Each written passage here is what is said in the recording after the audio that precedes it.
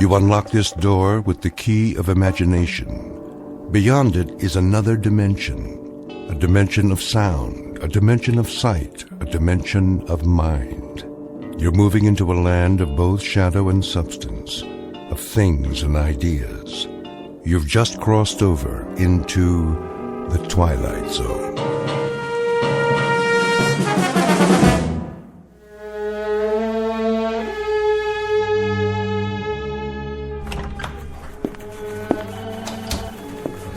Mr. Sperry, Director of Development. Please hold. Good morning, sir. Yes, this is market research. Mr. Abercrombie is still in. Mr. Jameson's office, personnel. I asked Mr. Serling to return your call. Oh, hello, sir. Legal department. I'll connect you with Mr. Farwell. No, he hasn't. Not yet. May I take your number? Miss Pepper. Mr. Feathersmith, how are you this morning? Miss Pepper, when the old gentleman arrives, will you show him in? Of course, sir. Is there anything I can get you? The mail's on your desk. I have a list of your appointments. The old gentleman, that would be... Mr. Dietrich? Then it's der Tag. What's that? The day. Today? Isn't that right, Helen? Well, he has an appointment. He's going to get it. Mr. Feathersmith will have him drawn and quartered and served up in the executive dining room with an apple in his mouth. Shh, there's Mr. Dietrich. Excuse me. I have an appointment to see Mr. Feathersmith. Oh, yes, Mr. Dietrich. If you'd let him know that I'm here. He's expecting you, sir. Go right in. Thank you very kindly. Yes. Mr. Dietrich, sir? Come in. I can just see him now, that big happy grin before he draws blood. Have a cigar, Mr. Dietrich, before I rip you to pieces.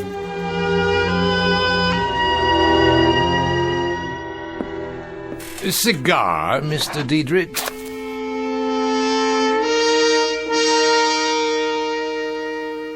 You're about to witness a murder, a willful, predatory case of homicide. The victim is a Mr. Sebastian Dietrich, age 77.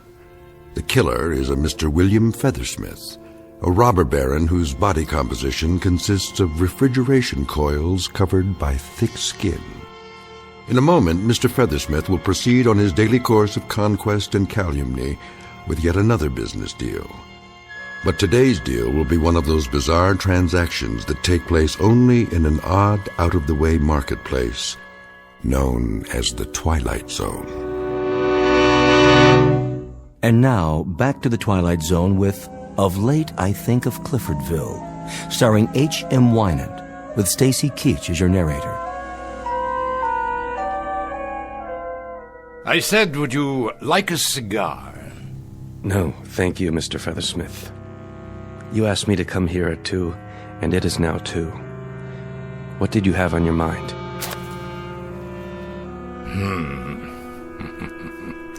You've never cared much for my personal habits, have you, Dietrich? Smoking, for example. Whether I do or don't is really not at issue, Mr. Feathersmith, but the extent of time that you keep me here is, on the other hand, of considerable import. I'm a busy man. I'd like to get on with it. Oh, by all means, we've gone a pretty far route, the two of us. Have we? I owe you a great deal, Mr. Dietrich.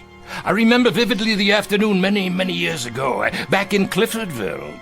You called me into your office. You ran a rinky-dink, nickel-and-dime little tool shop. And you said, Bill Feathersmith, I like your style, boy. I want you in with me. Do you remember that afternoon? I shall never forget that afternoon, Mr. Feathersmith. I've thought about it a good deal in the ensuing years, and I've never ceased to regret it. You never did like me. I wouldn't say that. I have disliked and detested you with great cordiality. I have found you to be, as of the day you walked into my office, a predatory, grasping, covetous, acquisitive animal. Without heart, without conscience, without compassion, and without even a subtle hint of the most commonplace decency. Does that answer your question? I give you this, Dietrich. You never were a man to toady around with a lot of phony euphemisms. You always did speak your mind. And you, Mr. Feathersmith, mark you, this is perhaps the singular compliment I can dredge up, have always been a man to speak yours, so why don't you? All right, then. I'll do precisely that. See this map? It's my empire. Mining over here, electronics here, here and here, lumber, railroads, minerals, an industrial complex I built up step by step, piece by piece, and in which I take pardonable pride. Yet there's a piece missing. Go on. Well, that is to say, there was a piece missing. The Diedrich Tool and Die plant. Was? A good, substantial plant employing 13,000 people, some 40 years in operation, not always perfectly managed. But sufficiently well to make you move heaven and earth to try to buy it. Thank God I won't live to see the day when you get your greasy hands on it.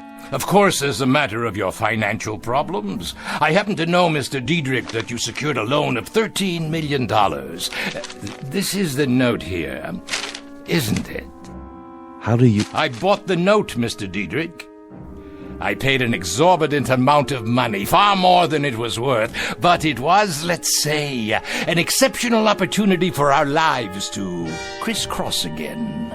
What is your point? The point is right here on the note. It says payable on demand. So, on demand it is. I want it paid. Not tomorrow. Now, this moment. I want your personal check in the amount of $13 million, or I'm very much afraid I'll have to send out the painters to the Diedrich Tool and Die Works and cross your name off the sign. Feathersmith, if you call in that note, you'll ruin me. You'll put me into bankruptcy. You'll kill off everything I have, everything I own. You're a most discerning man. Here it is only 6 minutes past 2. 6 minutes! That's all the time it's taken for you to comprehend that I've managed to kill you off.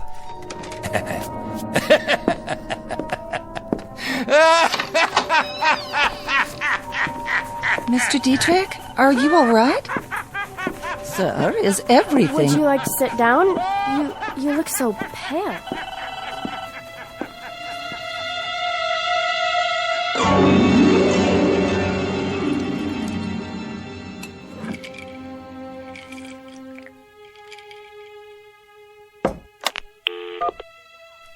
Miss Pepper? Miss Pepper? Where is she? What time is it? Oh, excuse me, sir. I didn't know you were still here. I'm here, my good man. I'm assuredly here. And here is the mountaintop. The high rung on the ladder. I'll finish cleaning later. No. You may join me on the mountaintop. Here I am, way up on the mountain, like who was it? Genghis Khan or Julius Caesar? Julius Feathersmith.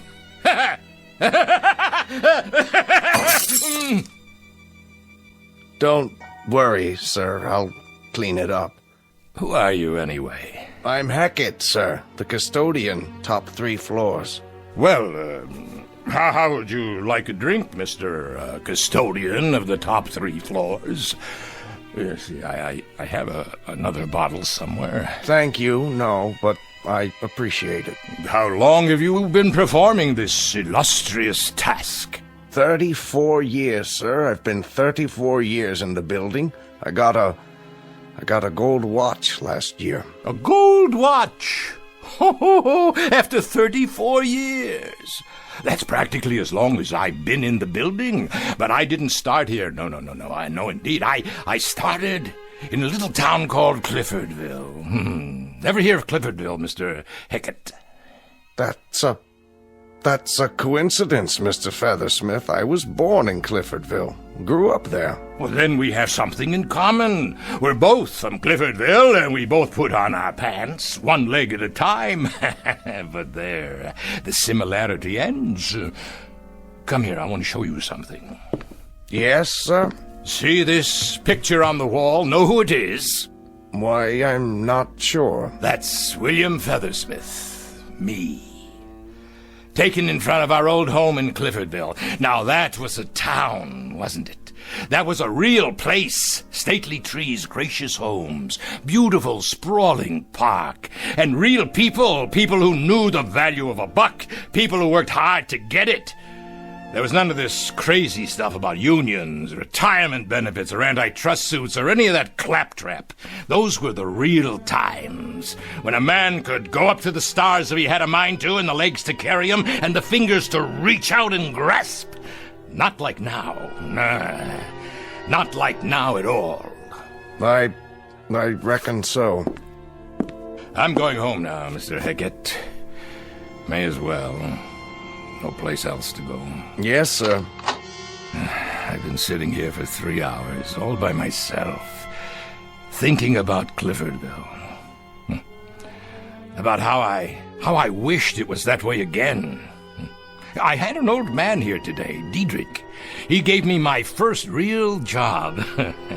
Well, I fixed his wagon. He never liked me, I never liked him. We both used each other, and I got the most use out of it. I broke him to pieces today, just like he would have done to me if he could. And he's tried, Mr. Hackett, let me tell you.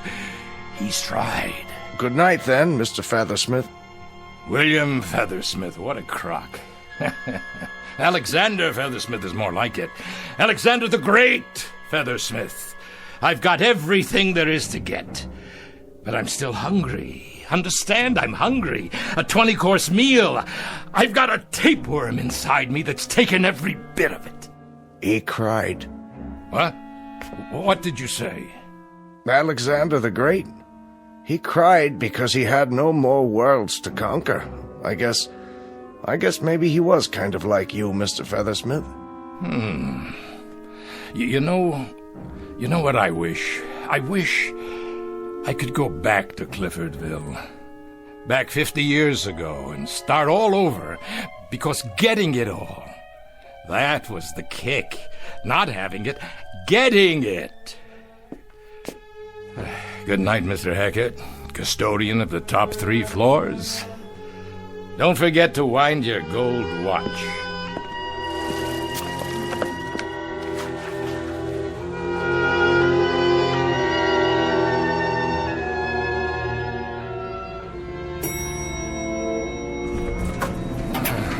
Oh, at last. Hold on. This isn't the lobby. Hey, wait! I said wait! Where? 13th floor. Oh, great. But well, this building doesn't have a 13th floor. Hello? Who's there? Hello? Hello? Oh, I'm glad you're still here. The elevator let me off at the wrong floor. Oh, how do you do, sir? I was just about to close up. Who are you? Devlin. Just Devlin? The first name's not important. No. I own this building. I'm aware of that, Mr. Feathersmith. What I'm not aware of is you're having an office here, whoever you are. Oh, I've just opened it, Mr. Feathersmith. Devlin's Travel Service. As a matter of fact, I opened it for your convenience. Mine? Would you care to come in? Why? Why, because, Mr. Feathersmith, we've got some business to transact, you and I. Please, have a seat. There's no reason why we shouldn't be comfortable, is there? I must have missed something. We have business? What sort of business? Travel, of course. I've been expecting you. You have? Sit, please.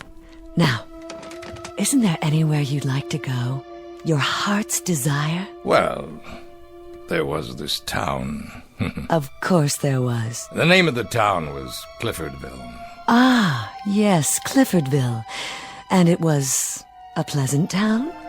It was better than pleasant. And there were the local girls. Oh, beautiful, just beautiful. They always are. Go on. You were saying? I remember old Doc Wagner, too. Treated me when I broke my arm. That's another thing. There was none of this blood pressure, basal metabolism, cholesterol nonsense. Old Doc Wagner looked at your tongue and wrote out a prescription, and that was it. And the food, simple, fair, healthy, and delicious. That was the way life was then. Simple. And you enjoyed that, didn't you? What? No, I didn't have time to enjoy anything. But I did what I wanted to do. I worked, I scrambled, I dug, I scratched, I pushed, drove, and I went up. Understand? I went up. And now you're all the way up. But you're simply bored. That's what it is, isn't it, Mr. Feathersmith? I'm worse than bored. I don't have any purpose now. No plans now. No drive because there's no place left to go. Are you sure?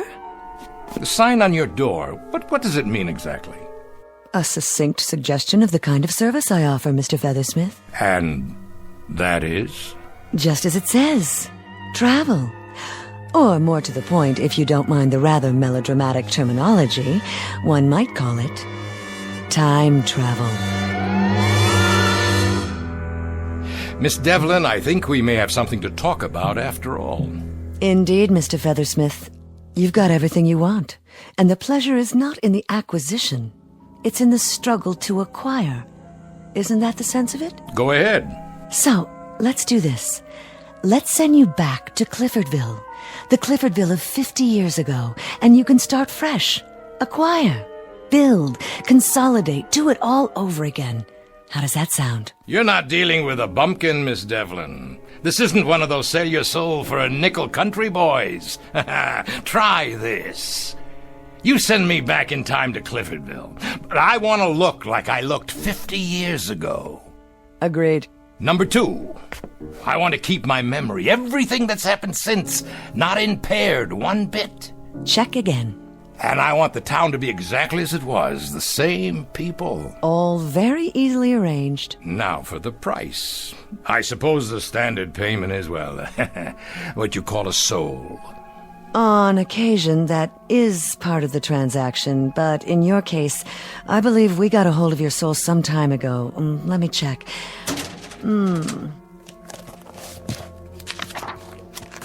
Oh, yes, here it is. There was the crash of the Trans-Mississippi debentures, the company you bought and manipulated. You ruined several hundred people with that bit of chicanery. The bulk of your soul went over to us shortly thereafter, and there are several other items here. Private life, subconscious thoughts and dreams, indirect murders, people you drove to ruin, hopelessness and suicide. No, I'm afraid your soul is not yours to negotiate. Then what do you charge? Cash, Mr. Feathersmith. The old Missoula. I have your current assets tabulated here. Were you to liquidate as of this moment, you'd be worth precisely $136,891,412.14. You're very thorough. We have to be. Now, the cost for what you ask is nominal. The entire bill, and this covers transportation, clothing, the retaining of your memory, the maintenance of the town in its historically accurate form, including its citizenry, is $136,888,006, leaving you a balance of $2,812.14. Highway robbery! Quite a little nest egg, considering. Considering that I know where the oil is, just outside of town. 1,400 acres not discovered until they brought in the first well, and of course I know the stock market in advance, and every important invention over the years. Before it happens, I can get in on the ground floor. The absolute basement. All things considered, Mr. Feathersmith, it's a fortune. You just send me back there with my bankroll and watch my smoke. How soon can I go? I'll handle the liquidation for you. Just sign this power of attorney, and there's no reason why you can't leave, say, tomorrow morning. Done. Exemplary, Mr. Feathersmith. You're one of the few remaining rugged individualists. A pleasure doing business with you. Now, Union Airways, 8 a.m., followed by a rail connection the rest of the way. I'm afraid there was no airport near Cliffordville back then. You'll arrive at noon. Exactly 50 years ago. And needless to say, I wish you everything that you deserve. Little lady, you don't have to wish me anything. I'll get everything I go after. Everything. You know, Mr. Feathersmith, I believe you. In fact, I have no doubt whatsoever. Care for a cigar?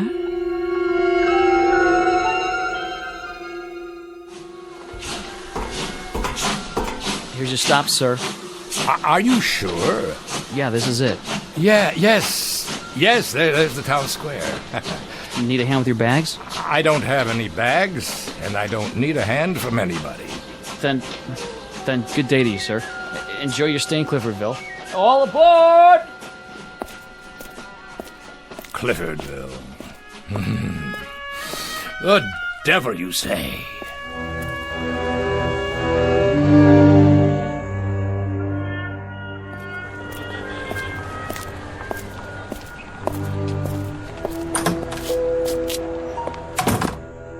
Yes, sir. May I help you? I'd like to see the president of the bank. That would be Mr. Gibbons. Do you have an appointment? No, but he'll see me. He's having his lunch right now. Tell him Mr. Feathersmith is here to talk about investments. Some very important investments. All right, sir. I'll tell him. Take your time, sweetie. By the time the bank closes, I'll have this dumpy little milk stop tied up with a ribbon around it, deliverable to me.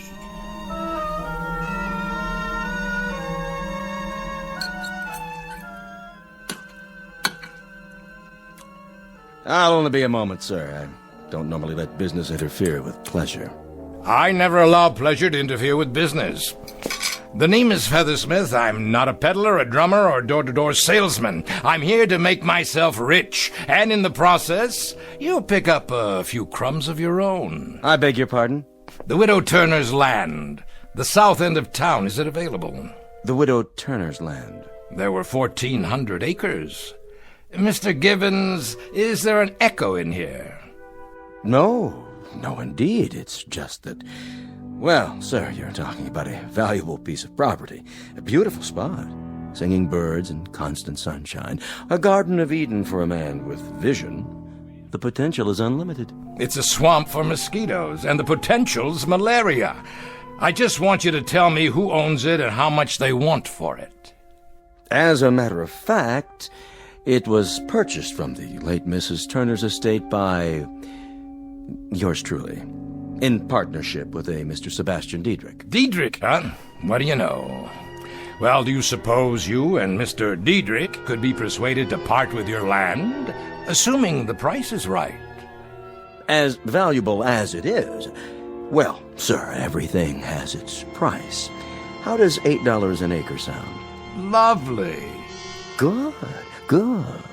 If I were an idiot. But I'm not an idiot, Mr. Gibbons. I'll give you $1 an acre. Well, why don't we strike a compromise and say $6? Let's say $1.50. You drive a hard bargain. Mr. Diedrich and I might hold still for $4 an acre. Mr. Gibbons, you wouldn't hold still for a back rub if it couldn't be converted into currency. $2 an acre, and that's it. 2, you say? 2, I said.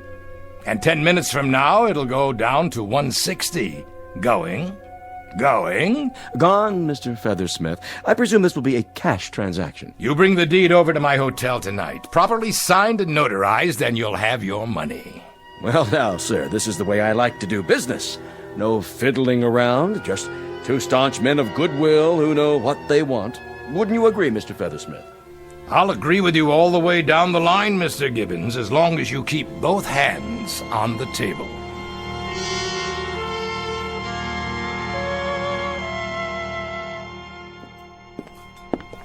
Ah, Mr. Feathersmith. Right on time. I don't believe you two gentlemen have met. This is my associate, Mr. Diedrich. How do you do? Yes, I recognize you, Mr. Diedrich. So very, very much younger, though. You have me at a disadvantage, sir. Never mind. Sit down. Please. I presume you have the cash? 1,403 acres. $2,806. You like to put all your eggs in one basket, don't you, Mr. Feathersmith? Don't concern yourself, Mr. Diedrich. I happen to have an exclusive contract with the hen. Waiter, beer's all around. Right away, sir. All right, gentlemen, let's get down to cases, shall we? When it comes to a fast shuffle, I don't mind telling you I'm a very knowledgeable dealer. Comment, Mr. Diedrich? You have the floor, Mr. Feathersmith. You seem rather anxious to have it. Just a human frailty to gloat a bit when one has just skinned a couple of professional skinners. I suppose you're thinking that when this pigeon flew into town, you plucked him bald. Well, I sent a telegram to a geologist this morning. He came in on the 1 o'clock train, spent the afternoon out at the Widow Turner's land, made some preliminary soil tests. Care to hear the results? Feel free, sir. Then I'll oblige. That crummy swampland you sold for $2 an acre is worth 1,000,000 times that. There's oil in that ground. Oil, understand? Black gold, enough to produce 500 barrels a day for the next 1,000 years. Oh, I swear I could almost feel sorry for you. Maybe you didn't hear me. Oh, we heard you. Oil. How's that for a shocker? Well, at the time, it did make us gulp. At the time? 4 years ago, when the first geological tests were done. Well, there was no doubt then that the land had oil under it, 6,000 feet under it. Which means that it might just as well be on the moon. There's no way that oil can be taken out.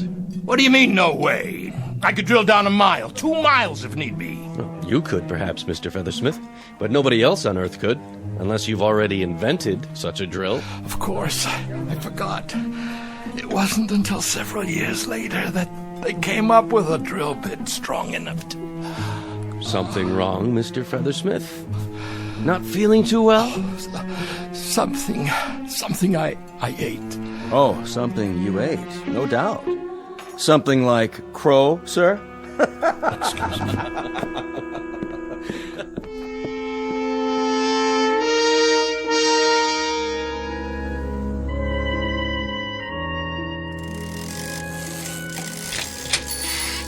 Mr. Kronk, this here is Mr. Feathersmith. Yeah, he says he wants to talk to us about inventions. What kind of inventions? Something that'll turn this 2-bit bicycle shop into a factory. Such as? Well, for starters, how about a motor-driven scooter for kids? You want to enlarge upon that, Mr. Feathersmith? What do you mean enlarge upon it? It's a gadget that gets kids around town. Teenagers, too, even businessmen. What's it used for? It's used to make about $200 million. That's what it's used for. Lightweight aluminum with wheels and an electric motor. What's wrong with foot power? Everyone's going to want these. Kids will be begging Santa Claus for them. Look, I'm handing you the whole thing on a platter. All you have to do is build it. Well, I'll tell you what. You draw me a blueprint and some specifications, and Mr. Clark and I will give it a try. I'm no crummy draftsman. I've given you the principle. All you have to do is manufacture it. Not without a blueprint and specs, and some backing. You have any money? I can get it. Anyone with a little imagination could see. Well, only place that makes loans around here is the bank. That'd be Mr. Gibbons. You better talk to him first, with your blueprints, of course. I don't need you. What other machine shops are there in this hick town? Well, you might try Otis over at the gas station. He's got all kinds of tools. Of course, he's pretty busy regrooving people's tires. See you in the funny papers, boys. You'll live to regret this, mark my words. What was his name again? Featherhead?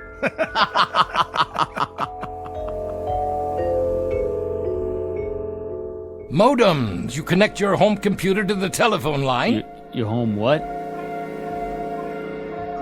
Cable television. You pick up the signal from a satellite.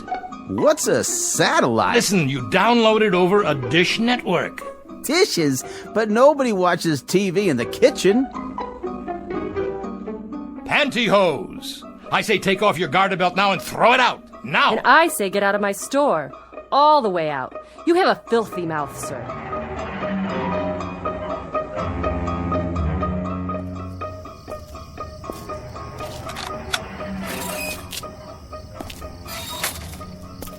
Diedrich! I know this is your house. Come out here. Who's out there? It's me, Feathersmith. Do you know what time it is? It's 50 years too early. That's what time it is.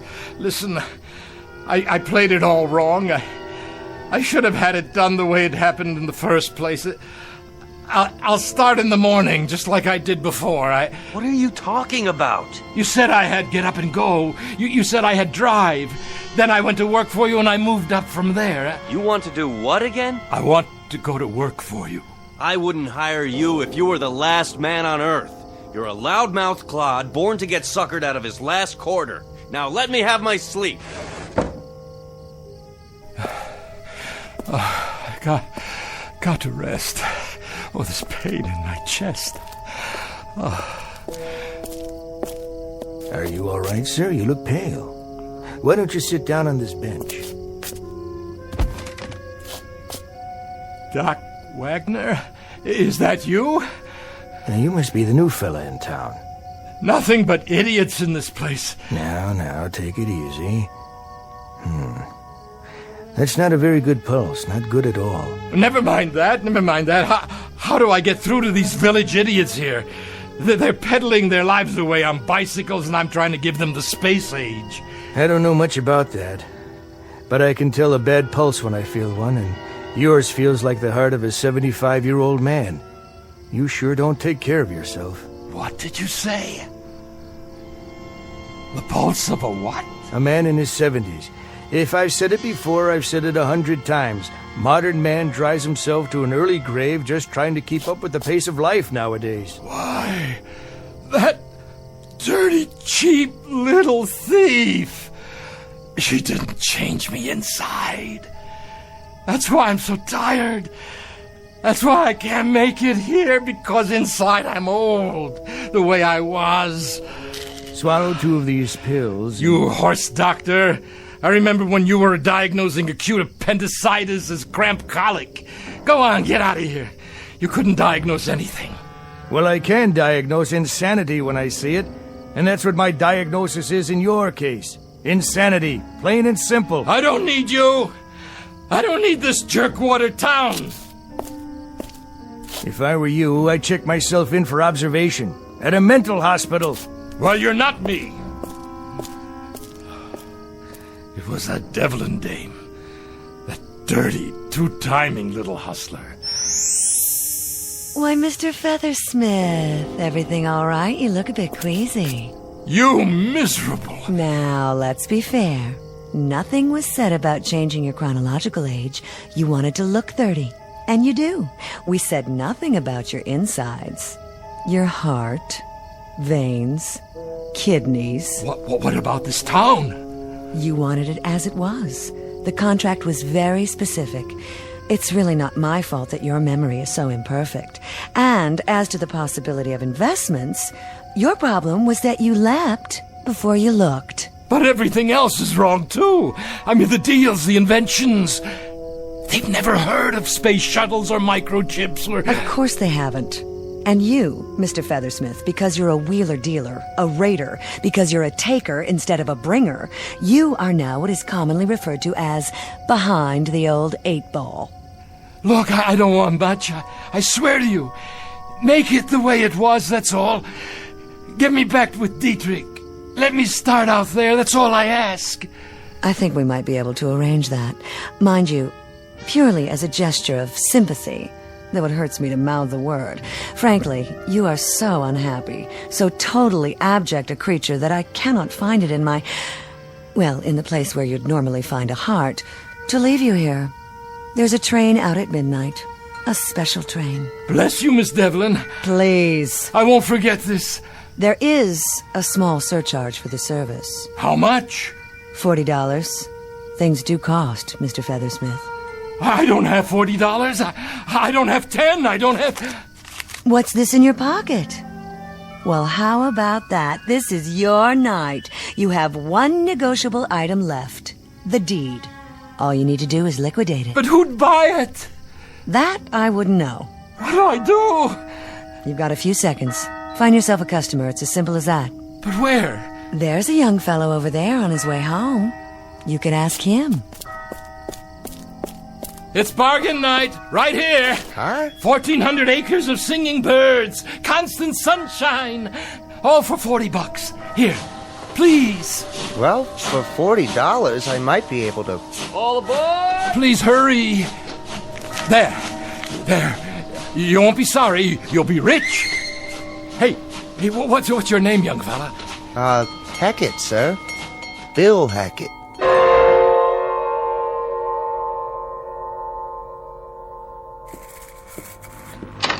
Yes, want something? I was gonna clean up, sir. So clean up. Who are you? Feathersmith, sir. Great old town. What is, sir? I was just thinking about Cliffordville. That's where I grew up, got my start. That's a coincidence. I grew up in Cliffordville, too. Well, now, how similar we are, Mr. Feathersmith. We both came from Cliffordville, and we both put our pants on one leg at a time. And here we both wind up in the same building, each with his own particular function, eh? Yes, sir, our own particular function. They gave me a gold watch 4 years ago. My 40th year as custodian. Well, now, maybe for your next 40 years, if you really apply yourself, Featherstone, I'll get you a box of these imported Cuban cigars. What do you think of that? That sounds great, Mr. Hackett, sir. Have one now, why don't you? On me.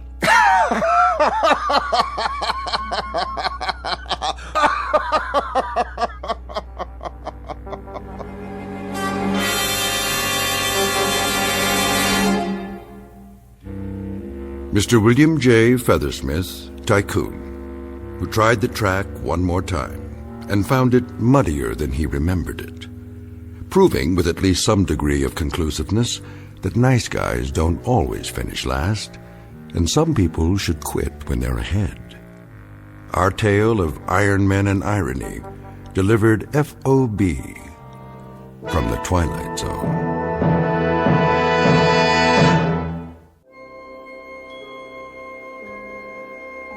Hi, this is Carl Amari, producer of the Twilight Zone radio dramas. I'd like to take a moment to tell you about our official website at twilightzoneradio.com, where you'll get the latest news and information on these Twilight Zone radio dramas. Plus, at twilightzoneradio.com, you can digitally download 3 free episodes or any of our episodes for only $1.95 each. In this age of ever-changing technology, we've decided to make these episodes instantly available to you by making the Twilight Zone radio dramas a digital download-only series. This means that this series will no longer be offered on CD. The CD collections at our website are now being offered while supplies last at buy one, get one free. So be sure to get your favorites before they're sold out. Be sure to visit us often, and I'll see you in the zone.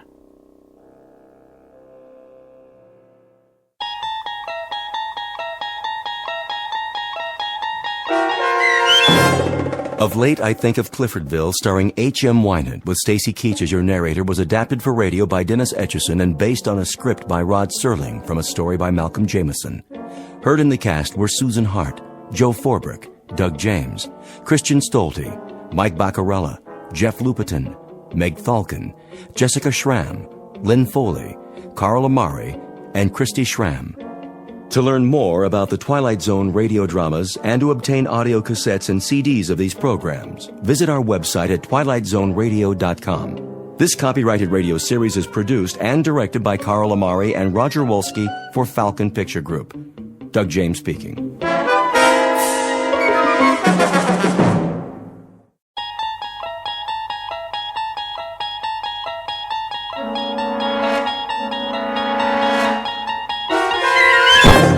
You're traveling through another dimension. A dimension not only of sight and sound, but of mind. A journey into a wondrous land whose boundaries are those of imagination. Your next stop, the Twilight Zone.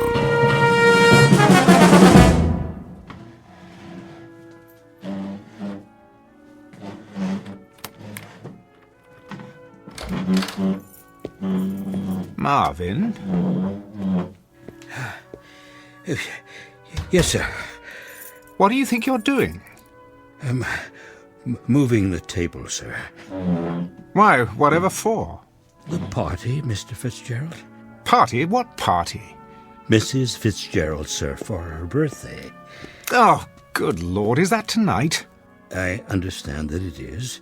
You instructed me to see to the arrangement, sir. Oh, so I did. I suppose you'll transform this apartment into a veritable wonderland. Paper streamers and the like. No, sir. Just a buffet for the guests, as soon as the delivery boy arrives downstairs. The guests? Those on the list, sir. Small gathering of your closest friends. Then it'll be a very small gathering indeed. Sit down, Marvin, before you fall down. Very well, sir. On second thought, fix me a drink. As you wish. Now, I suppose I must go out and purchase a gift for the poor girl. Unless you've taken care of that for me. You left no instructions in that regard. Well, you might have simply asked her what she desires for the momentous occasion. But I couldn't. Then she'd know. Oh, all right. Let me see. What does she need? Books? No, too many of those. All they do is gather dust. A trinket? A bauble? Diamonds are quite dear these days. If I might offer a suggestion. Oh, why not? Well, Mrs. Fitzgerald has expressed an interest in music. Oh, she has she? What does she know about music? I will not have popular ditties polluting my environment. Not recording, sir. I believe she'd like to play. What? A glockenspiel? A kettle drum? You'd have to ask Mrs. Fitzgerald, but she did say it has powers to soothe the savage beast. That's breast, man, the savage breast. Do you see any beasts around here? If you don't mind, sir, I'll repair to my quarters for a while until the provisions arrive. Did you put soda in this drink? Oh, I've told you, Marvin, no soda. Make me another one at once, and this time do it properly. Yes, sir.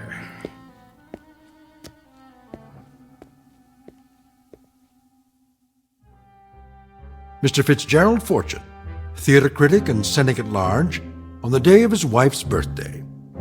If he knew what's in store for him, however, he would make it a point not to attend. Because before the party is over, an extraordinary instrument will play what might be called those old piano roll blues, an opening night that could only happen in the Twilight Zone. And now, The Twilight Zone, and our story, A Piano in the House, starring Michael York, with Stacy Keach as your narrator.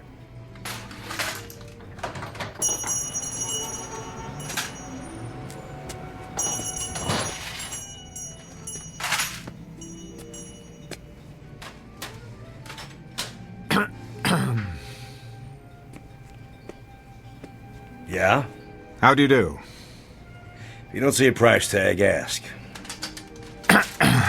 I am Fitzgerald Fortune. So? The drama critic. Uh-huh.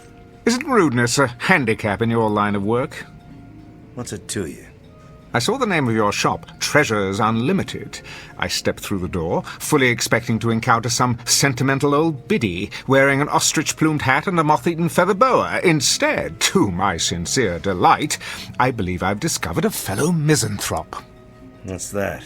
A man who despises people. I got work to do, mister. Putting up stock. And I am meant to be writing a review this very hour for tomorrow's edition. So why aren't you doing it? Life intervenes.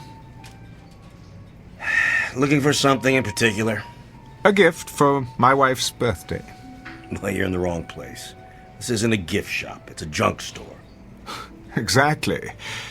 You see, my wife has the absurd notion that she wants to learn to play an instrument. Unfortunately, she hasn't a trace of talent. How do you know that? Hmm? If you've never heard her play. I believe I know my own wife. However, I've hit upon a rather droll solution to her dilemma. Do you have, by any chance, one of those old-fashioned pianos that plays itself? A player piano? Funny you should ask. Amuse me. I just picked one up at an estate sale. Over here. It's kind of beat up, though.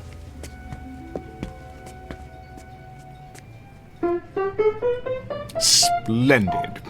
Needs a good tuning. Nonsense. My wife will believe it to be an antique and cherish it all the more.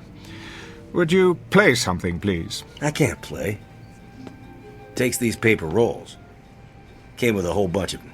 Right in the piano bench. Rachmaninoff's Prelude in C-sharp minor. Stephen Foster. U.B. Blake. Even The Prisoner's Song. Quite an eclectic assortment. You're taking a lot of my time, mister. You are taking an equal amount of mine. Let's try this roll, shall we? Number QRS 8856. I'm in the mood for love. Okay.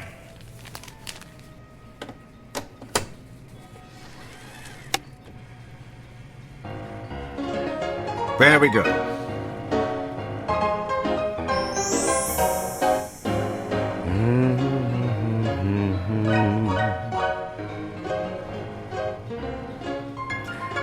What birthday does this make for the little woman? Your wife. Oh, her 26. So young. You must be a man of great personal magnetism to have attracted one of that age. I am. How utterly romantic. Youth, wisdom, hand in hand. Oh, how I'd like to see you both together. And for her birthday, you're giving her the gift of music. How touching.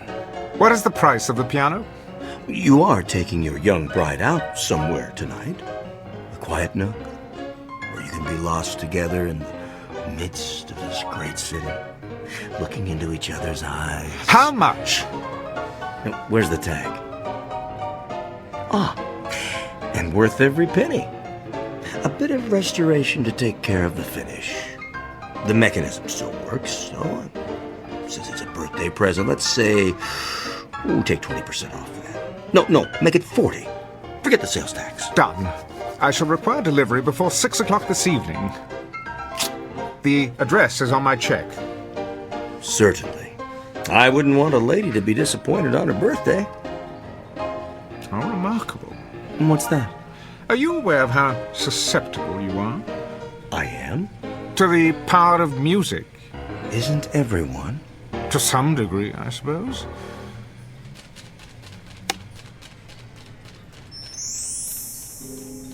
Okay. You got a sale. Now, you gonna stand around all day taking my time? No, I was just leaving. Well, nobody's stopping you. There's the door. Tell me, are you sentimental about anything else besides birthdays? Birthdays? They're a lousy waste of time and money. It was the piano, wasn't it? Extraordinary. Good day to you.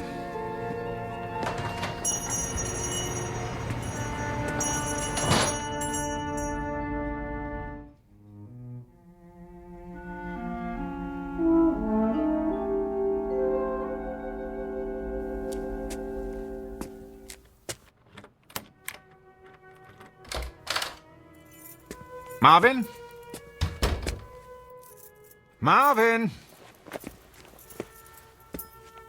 Good evening, sir. Take my hat and coat, please. Very good. Oh, the piano arrived, I see. About an hour ago, I took the liberty of dusting it, sir. Marvin? Yes, Mr. Fortune. If you're going to wait on the guest tonight, then do something about your face. My face, sir? Yes, Marvin. A party is supposed to be a happy occasion. Could you manage to look a little less miserable than usual?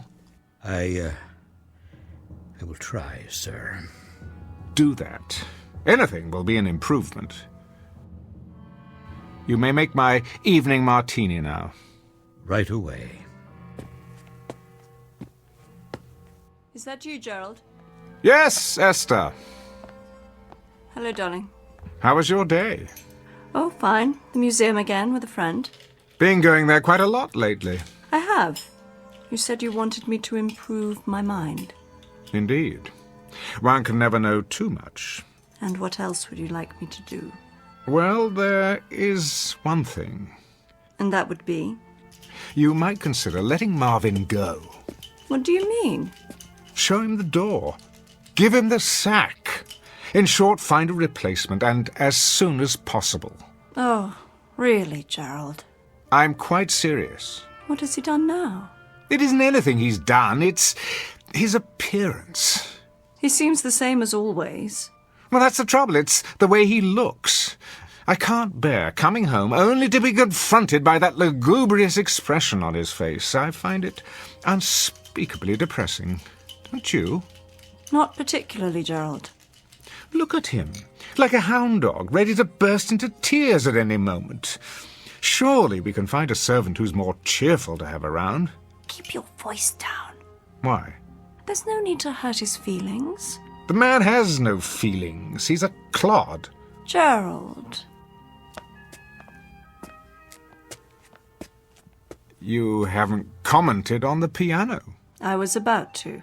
You don't care for it? I love it. I really do. Have you tried it yet? I didn't know how, so I decided I'd wait until you got home. I knew you wanted to play. That's why I got it for you. Hardly any need. Hmm? The piano plays itself. Oh, you noticed. Wasn't that considerate of me?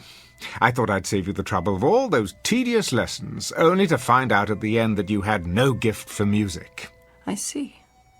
Well, darling, aren't you moved by my thoughtfulness? Thank you, Gerald. Let's have a demonstration, shall we? If you like.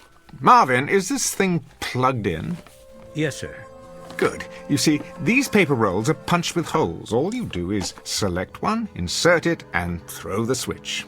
The paper passes over the slots, and the keys move up and down as if someone were playing them. What fun. Quite the rage in the old days. Your drink, sir. In a moment. Now then, for example, here's one called Smiles. You open the panel, press it into place like this, start it on the take-up reel.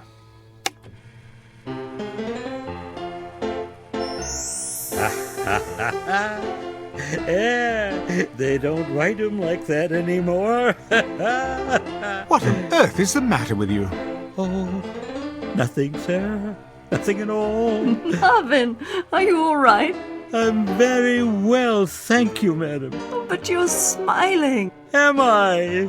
You most certainly are. That's probably because I'm happy. Have you been drinking my martini? No, sir. Well, then what do you have to be happy about? Everything, sir.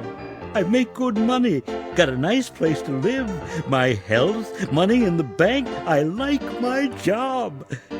Well, you can't. I treat you atrociously. Oh, you don't bother me, Mr. Fortune. You tickle me. What? Oh, yes. Sometimes it's all I can do to keep from laughing out loud when you have one of your tantrums. I get a kick out of it when you go around, flicking the table to be sure I've dusted, or checking the silver to see if it's polished. You are funny, Mr. Fortune. Am I? Yes, quite. Downright hilarious, if the truth be told. Why, Marvin, I've never heard you speak like this. Nor have I. Well, there's plenty more where that came from. I've got 1 million of them, sir. 1 million of them. Well, out with it, man. You're quite the comedian today.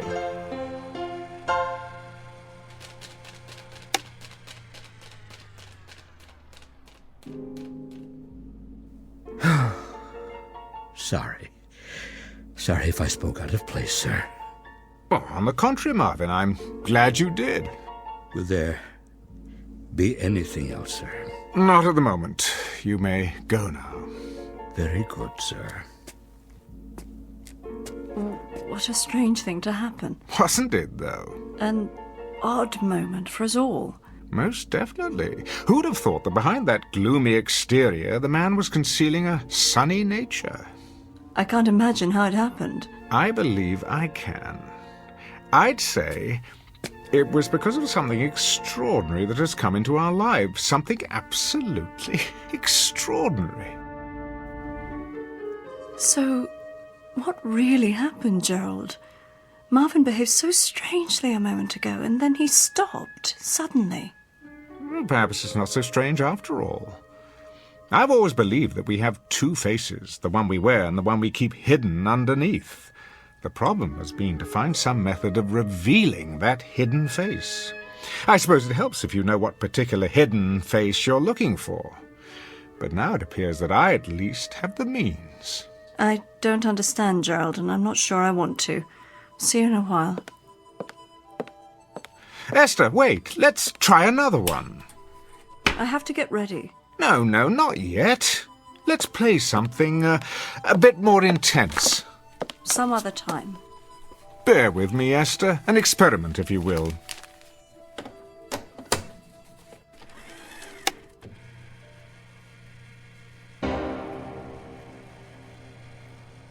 Well, what do you think of this one? I don't know what you want me to say. Go on. Don't hold back. What you're really feeling. I can't. You can. But... Let's hear it, darling. Now's your chance. You...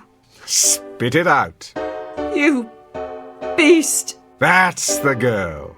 For 6 years I have controlled myself, but I can't keep it in any longer. I was a stupid, naive child when I married you back in London. I thought you were a great man, but you aren't anything of the sort. You're a sadistic fiend. You take pleasure in humiliating me before your oh-so-clever friends for one simple reason. Because you enjoy hurting me. I've stood your cruelty all these years, but I won't stand for it anymore. Are you sure you're feeling well, my dear? I'm feeling very, very well. Better than I've felt in years. It's a great relief to tell you what I really think of you. It's been bottled up for so long. Go on, please. I'm listening. I thought you needed me. I thought you needed my love, but you don't. All you need is to have someone around to bully and torture whenever you feel like it. I've tried to love you. Heaven knows I have tried, but I hate you. I honestly hate you. Bravo.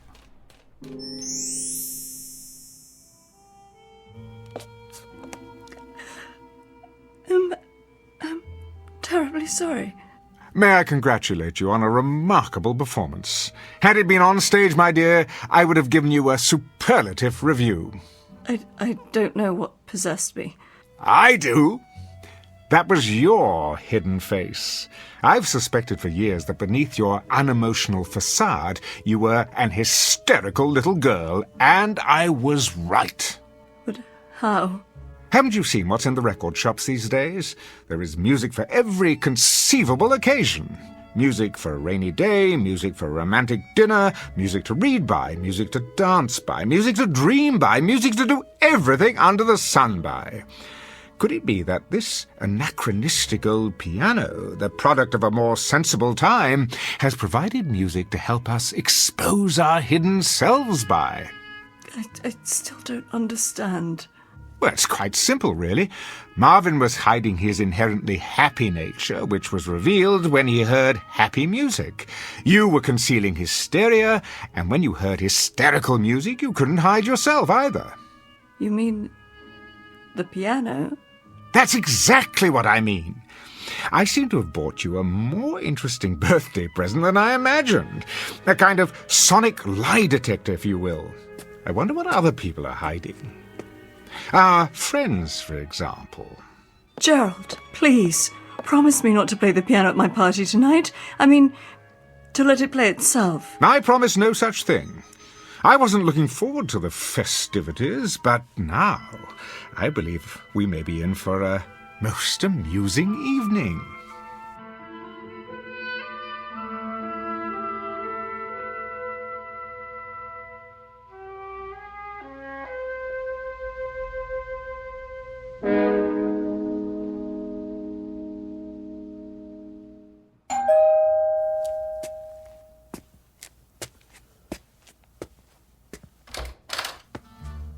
Good evening, Marvin. Good evening, sir. Won't you come in? Greg, how nice to see you. Marvin, take Mr. Walker's coat. Yes, sir. I'm truly pleased that you could join us. You're unusually cordial tonight. That isn't a smile you're wearing, is it? I brought it out of storage in honor of Esther's birthday. I trust you've done the same. Not I. Smiling isn't among my plans for the evening. Drink? But of course. Oh, I'll make it for you. Marvin takes forever. I'm delighted to hear that you share my distaste for birthdays. Birthdays, anniversaries, and certain holidays I overlook whenever possible. They imply some degree of human involvement, the sort of thing I'd rather avoid. Is that true? I've been given to understand that you're something of a ladies' man, quite thickly involved, in fact. You've been misinformed. Have I? I'm much too selfish to fall in love. And you're miserable. Admit it. Not in the least. I value the peace and quiet of my bachelor's existence. It lets me write my plays without interference from anyone. How is the new play, by the way? Brilliant. Unfortunately, you'll never have the opportunity of panning it, as you have my other plays. No? Why not? It won't likely be performed anytime soon. I thought you said it was brilliant. Oh, it is. But I'm locking it away, with orders that it not be produced until after my death. You see, it concerns a romantic triangle, and the three principals are rather well known. That shouldn't matter. Not if it's a good play. I'd rather not hurt anyone. I'm old-fashioned that way. Ridiculous. A great play is worth any amount of pain to any number of people, least of all three. Not these three. Sorry, old man, my mind's made up. Well, I'm sure you'll do as you see fit, as usual, regardless of anyone's opinion. For better or worse, I'm afraid. Where's your better half, by the way? Still at the make-up table, trying to obliterate the last few years of her life with powder and paint. Come, I'll show you a toy I found for her.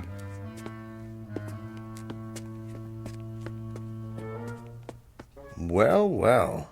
I haven't seen one of these old jobs in years. Neither had I. Does it play?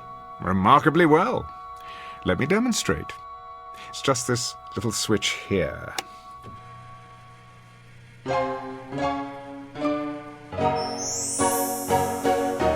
Isn't that something? Romantic, wouldn't you say? Is Esther pleased with it? She hasn't expressed any great enthusiasm. That doesn't sound like Esther. Has she heard this particular song? Not yet. Be sure to play it for her. She'll understand. Understand what? What you tried to do for her. Usually she's so grateful for any small sign of affection. I think that's one of Esther's most lovable qualities. Is that right? Her ability to accept a bouquet of daisies as if they were the rarest of orchids. I remember once I gave her a small turquoise ring. It didn't cost much. You gave her a ring? Yes. She accepted it as if it were the Hope Diamond. Turquoise ring? Oh, yes. She came home from a trip with it. She'd been to Mexico City. But I seem to remember that she went alone. What? Oh, she did. Strange how we ran into each other down there. Stranger still that Esther never mentioned it. Would you call that rather an odd coincidence? Not really. Jerry, has it ever occurred to you that I'm deeply in love with her? My dear Gregory, you are about as capable of passion as a head of lettuce, and Esther could not rise beyond the level of a cast-off shoe. Don't speak of her that way. I will speak about her any way I please. She's my wife, or have you forgotten that? She may be, but you don't know her at all. Esther is full of love. Is she? Her skin is warm and soft as velvet. The scent of her is enough to drive a man wild, and her hands are so gentle, sweet to kiss and to hold. She is honey and gold and summer days and singing and the feeling of being together. Gerald, no, turn it off.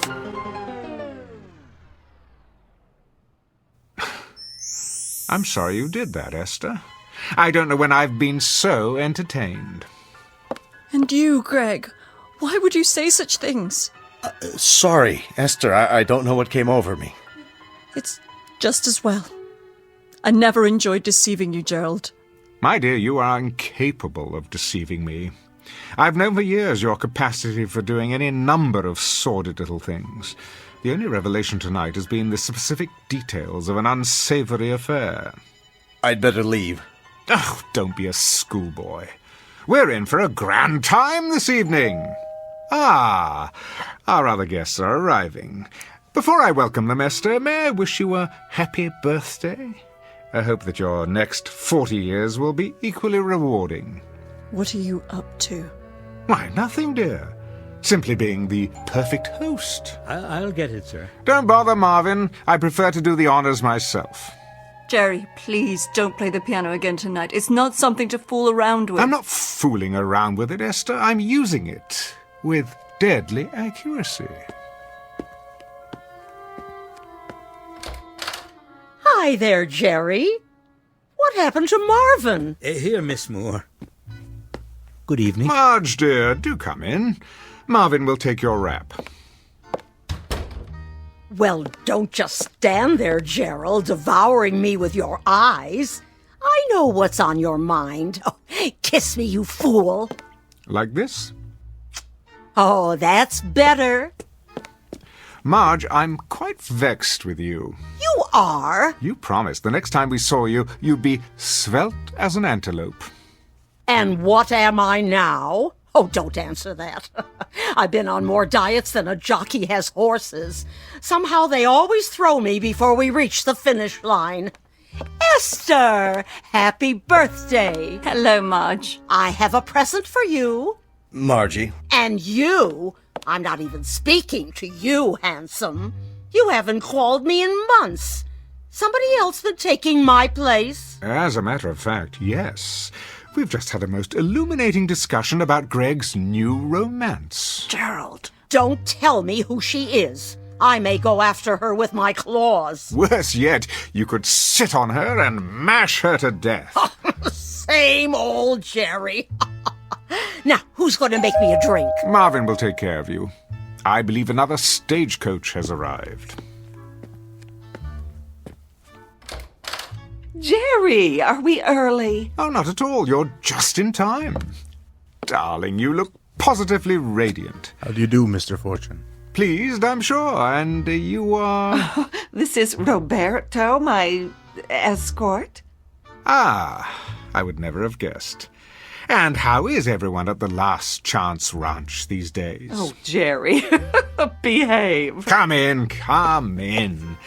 You might want to fasten your seatbelts, though. Something tells me this may be an evening to remember. Ooh, how exciting. What do you have in mind? Charades or strip poker? Something even more revealing than that. How about a game of ultimate truth or dare?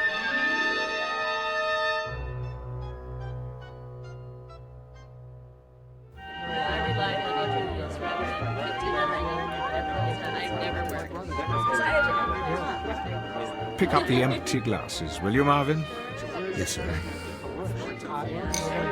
Everyone, let me have your attention, please. What's he got in mind? Over here, by the piano. Some sort of surprise. That's it. Take whatever chair you like. If there aren't enough seats, the floor will do. This should be fun. Don't worry, it's quite clean. Oh, not for me, thanks. I'd never be able to get up. Now then, the hour has arrived for fun and games. Well, about time. Being friends of Esther's and mine, you are perhaps inclined towards such intellectual pastimes as pin the tail on the donkey and spin the bottle. Now you're talking. I want to be it. Not this time. I've decided that tonight, rather than cater to your juvenile side, we might try a more adult game. I'm hungry. When do we cut the cake? Compulsive eaters will find hors d'oeuvre within arm's reach. Now, for our game, I shall need a volunteer. For what? You can't trust Fitzgerald. No telling what he's got up his sleeve. Must we, Gerald? Indeed we must. Hold up your hands. No one? Very well, then. In the absence of a volunteer, I shall have to conscript someone. How about Marge Moore? Okay, Svengali, I'll play along. What's the caper? Nothing physically demanding, my dear. I merely want you to listen to some music on the piano. What kind of music? Let me see. How about, Clair de Lune?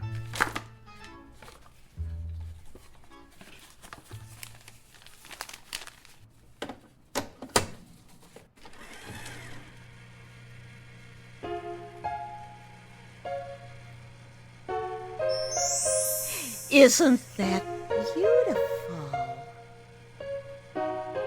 Look at her.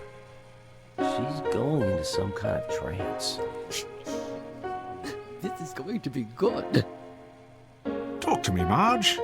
Tell me what you're feeling now.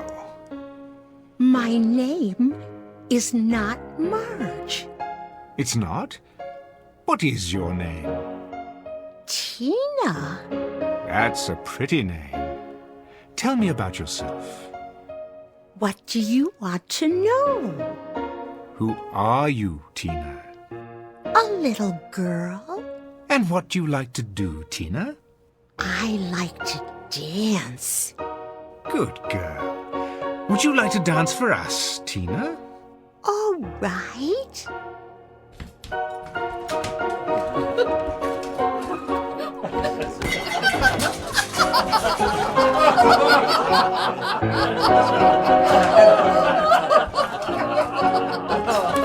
Shh! Thank you, Tina. You may stop dancing now. That was fun. Tell me, do you always dance? Only when I'm Tina. And who are you the rest of the time? Might it be Marge? Sometimes I pretend I'm a snowflake. Really? White and tiny and perfectly formed. I float on the air of a pale blue moonlit night. I am never lonely. I am beautiful and I am loved. I see a man with his hand outstretched to receive me. A very handsome man. He sees me and knows that I am beautiful. I drift down until I reach his hand. I am enclosed in warmth. I melt with love.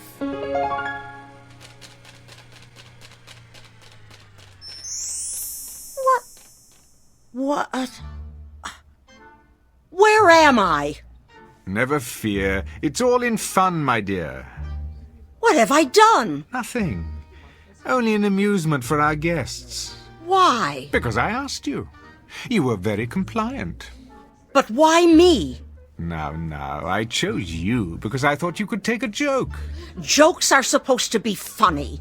You think I'm funny, is that it? Not at all. Jerry, haven't we had enough of the piano? Not quite. I thought we'd perform one more listening test. For what possible purpose? To call forth the person who lives within someone else. And who might that be? Oh, I've been trying to make up my mind. What would be entertaining? A politician? A poet? A Broadway producer? Alas, I fear that there are none in our midst. Still, we must go for the big finish. So before the curtain falls, why not hear from the devil himself? What? Jerry, please. The only question is, in whose breast does he reside? No one here, surely. This is ridiculous. Is it? Where's your spirit of scientific inquiry? There's nothing very scientific about this. A cheap parlor trick to embarrass people. Easy, Greg. We're all friends here, aren't we? Nonetheless, I doubt that I shall get a suitable volunteer, but it doesn't matter. Esther, put this roll on the piano. What is it? Faust. If there's a devil among us, we'll know it soon enough. I don't think I like this. Why not? Are you the Prince of Darkness? Hardly. Then bear with me a moment longer. It might be edifying, a process of elimination, if you will. Esther, the piano. But... Now. Very well. And you thought this would be a typical birthday party? I think we'd better be going. Oh, but the game's not over. I think it is. Really? It's late. Just another minute, you'll see. It'll be worth it. Don't. I have to. Not that role. Something else. Greg, thank you. You've just given me an idea. Esther, Yes. we're waiting. Here. It's ready.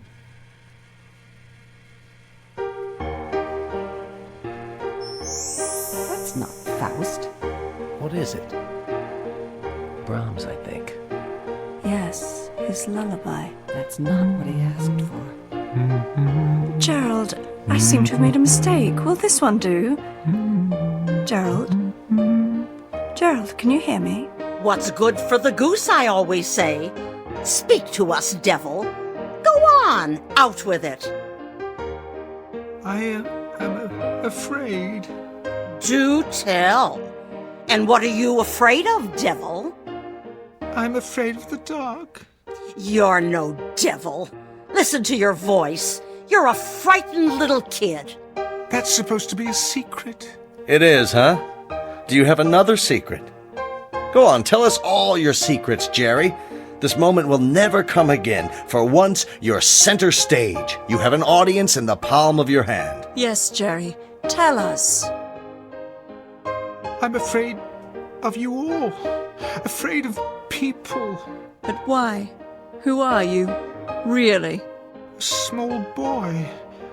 I've stayed hidden away inside, but now I can't hide anymore. And what do you like to do, little boy? Hurt people. I can't stop from doing it. It's all I like to do. Why am I not surprised? Did you know I envy you, Marge? I'm too afraid to embrace the world as you do, and in my envy, the boy tries to hurt you. Who else do you envy? Greg, are you here? Yes. I've tried to hurt you, too. I've given bad reviews to your plays when I should have given praise. I've coveted your talent because I had none of my own, and so I hurt you in every way I could. For once, I have to agree with you. I think we'd better go. I think that's a good idea. Thank you all for coming.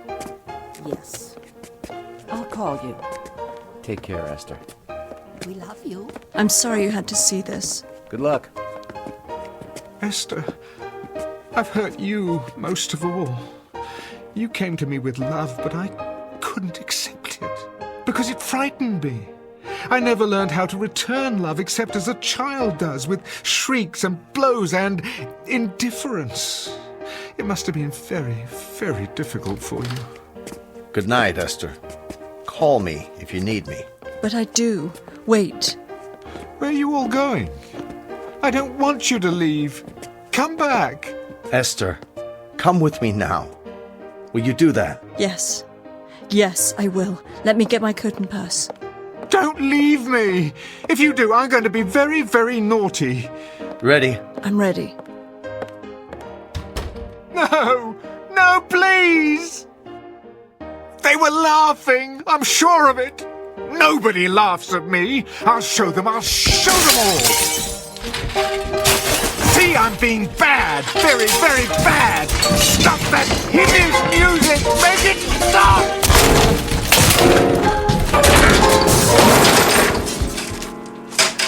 There. What do you think of that?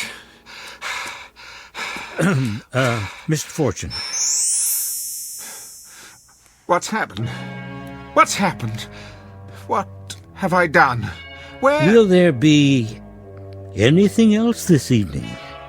Are you laughing at me? Are you? Oh, no, sir. I'm most definitely not laughing.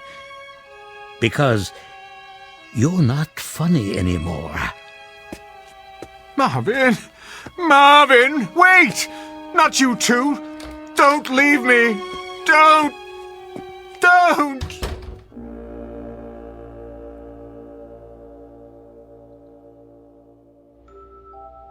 Mr. Fitzgerald Fortune, critic, man about town, and cynic at large, whose wit shows no mercy at all for those who cross his path, which means the rest of the world.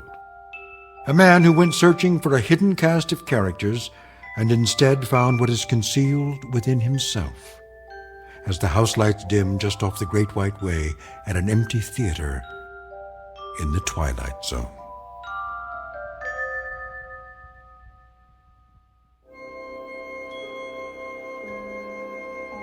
Hi, this is Carl Amari, producer of the Twilight Zone radio dramas. I'd like to take a moment to tell you about our official website at twilightzoneradio.com, where you'll get the latest news and information on these Twilight Zone radio dramas. Plus, at twilightzoneradio.com, you can digitally download 3 free episodes or any of our episodes for only $1.95 each. In this age of ever-changing technology, we've decided to make these episodes instantly available to you by making the Twilight Zone radio dramas a digital download-only series. This means that this series will no longer be offered on CD. The CD collections at our website are now being offered while supplies last at buy one, get one free. So be sure to get your favorites before they're sold out. Be sure to visit us often, and I'll see you in the zone.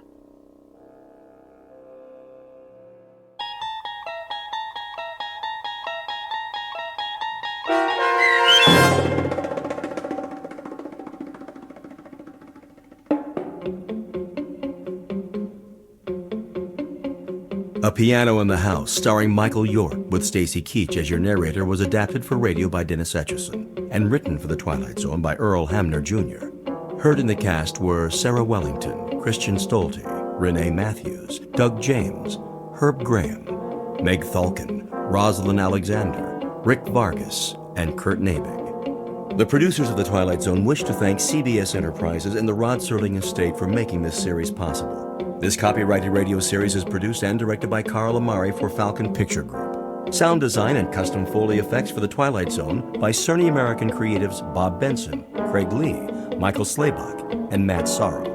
To learn more about the Twilight Zone radio dramas and to contact us, visit our official website at twilightzoneradio.com. Doug James speaking.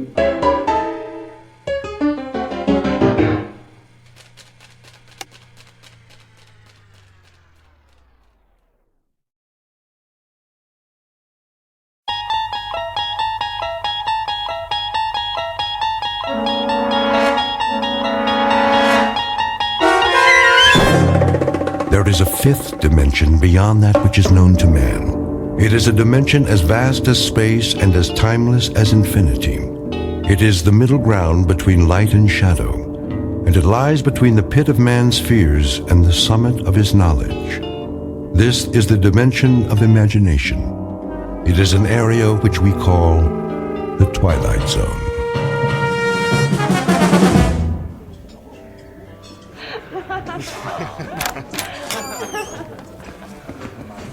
Welcome to Pirate's Lair, gents. What's your poison?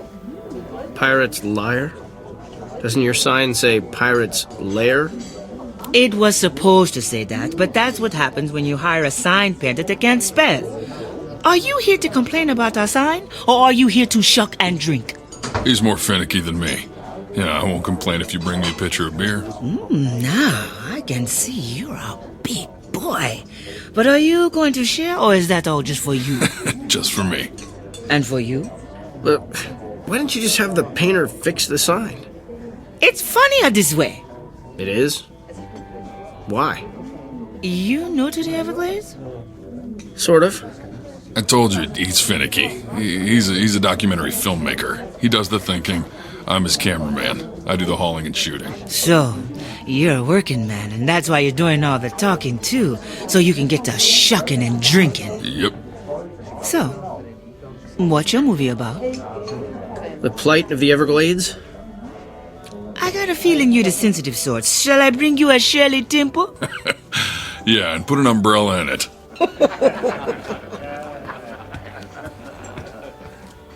Thank you very much for blowing my cover. What do you mean? No one knows you're here. I'm here to get a story. Now that all the locals know I'm a reporter, everybody's gonna clam up. That's a good one. What's so funny? Clam up. We're in a clam bar. You do have a sense of humor. Yeah, I surprise myself sometimes. Now, what's so funny about Pirate's Liar? Would you trust a pirate to tell the truth? No. The sign painter made a mistake. That was the truth when he called this place Pirate's Liar. All pirates are liars. They have to be so nobody finds their buried treasure. If that's true, then why does our place map have a treasure map on it? Your placemat has a treasure map on it, so you'll have the directions on how to find this place in case you want to come back. Here's your Shirley Temple.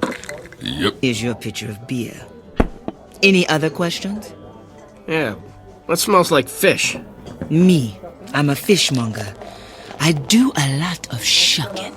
Personally, I find that smell refreshing on a woman.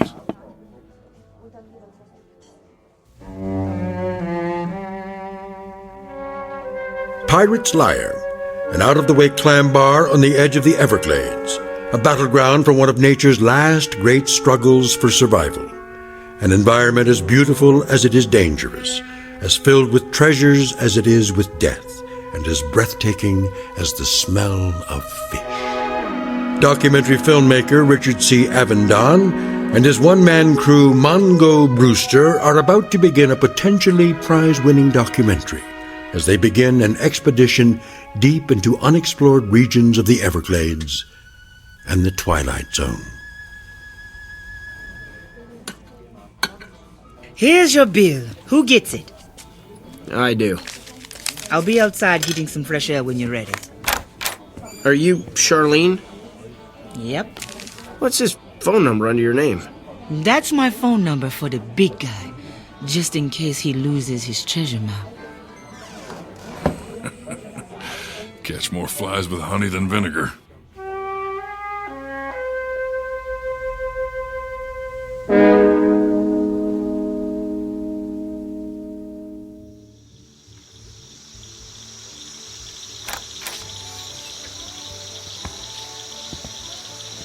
That was one great dinner.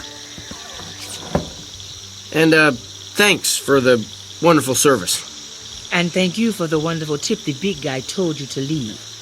So, what are you boys looking for? He's looking. I'm just carrying the baggage for him. You afraid of me? No, I just don't know where to begin. Well, I'll give you a hint. Just take a second and listen. What am I listening to? Nature. It's out there calling your name. Listen. Hear that clicking sound? Yeah. Insects? Lizards? Anyway, it's frogs crushing insects' bodies. They crush those hard little shells and bony spines by the million an hour. Then the snakes eat the happy, fat little frogs. As they slither off, the birds of prey swoop down out the sky and eat the snakes. When the birds get too full to fly, they land on a log floating in the water, which usually turns out to be a nasty gator, which gobbles up the bird. Gators are sloppy eaters, and they leave little pieces of the bird fall to the bottom of the water, which feeds the clams which you just ate. Good. What you are listening to is Mother Nature perpetuating a vicious cycle that you want to save with your little documentary. Was that what you were thinking when you came here? I wasn't quite envisioning it like that. I was thinking more of... What was that? A big old bull alligator just got lucky. You want to go down there and tell him don't eat the pretty birdies? You're going to ask him if he'd like a Shirley Temple to wash it down. Stop! I know just what you're doing. You're trying to discourage me from making my documentary. You're trying to keep people away from here to protect this swamp. Why would I do that? Yeah, why would you do that? Because you're a pirate's liar. You're lying to scare me to save your restaurant. This is where your clams are. Your clams are your treasure, and you don't want anyone to have them except you. That's right. Because they're so finger-licking good. Can't blame a girl for trying, can you? Hey! Don't throw your cigarettes in the water. You'll contaminate it. How do you contaminate a swamp? You know, I'm getting that out of there right now.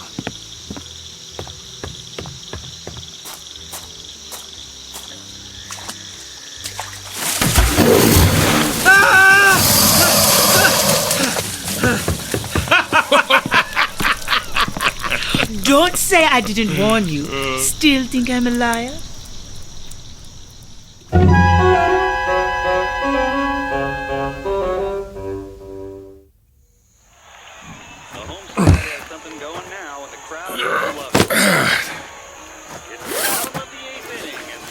Two flash, camera bag, stand, microphone, cables. You got everything? Yeah. Now you finally gonna tell me what we're looking for? The Bewinjapedi. The what? There was an Indian tribe that lived in the Everglades centuries ago. And? They disappeared. Well, if they disappeared, how are we gonna find them? I don't think they're gone. I think they're still out there. That sounds like a story right out of Pirate's Liar. Well, you're right. The last sighting was reported at that bar by my brother 17 years ago. It was the last place he was seen alive. What happened to him? Well, that's what I'm hoping we'll find out.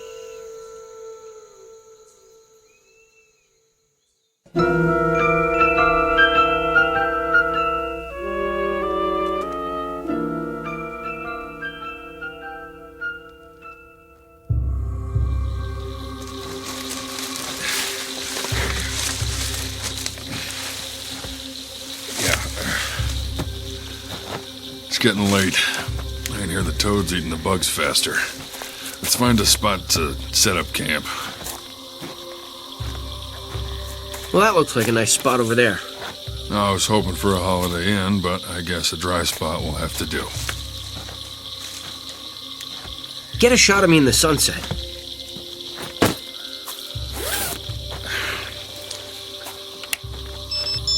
There. All right, are you going to say anything? No, I want some brooding shots. Pensive stuff to show my inner feelings. All right, your nose is shiny. You want me to powder you down? Nah, real is good here. I want me to look like I'm suffering on my first leg of the journey. Capture me ignoring the suffering because I care so deeply. Sure. Move a little to the right. Like this? Yeah, that's good. Now, care more. How's this? You look constipated.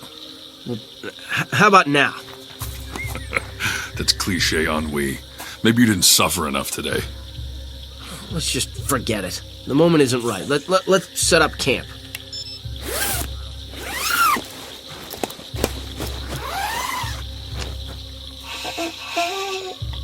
Don't worry, I'll do my share. Don't be sarcastic. What do you mean? Well, that pathetic little voice you just did under your breath. I didn't say anything.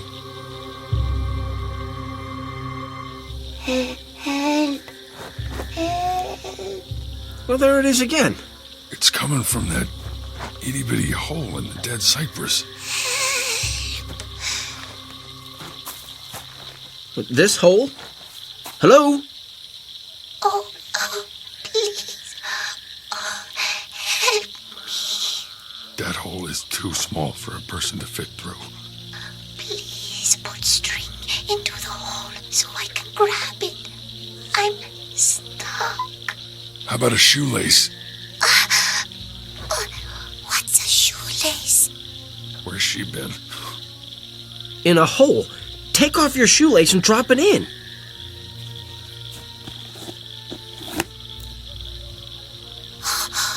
Got it. Pull.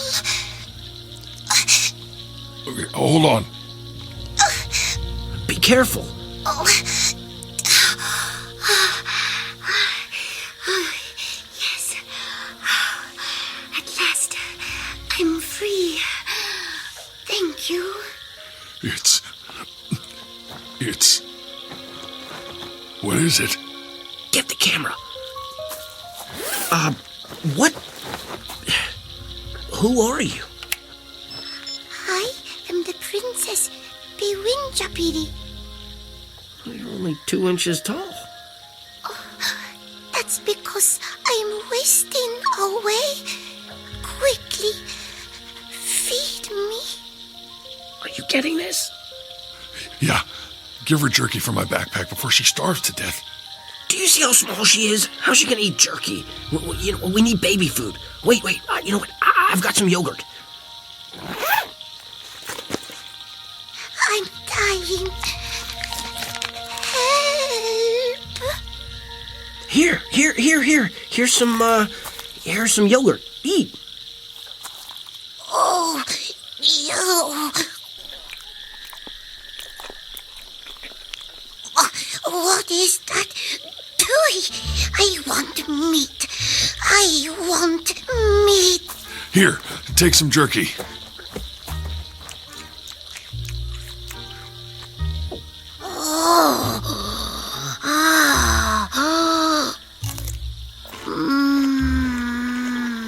That's what I figured. Indians invented jerky. You're crazy. Jerky was invented by a second-generation German guy in Milwaukee. I did a documentary about it. Good.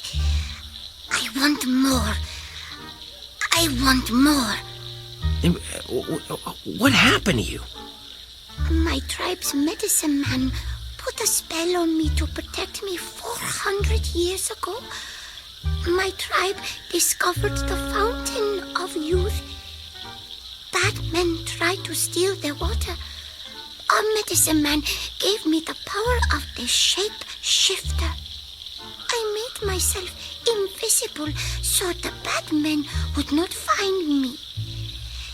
It is hard to see when you are invisible, and I accidentally fell into the water of the fountain of youth, and it shrunk me.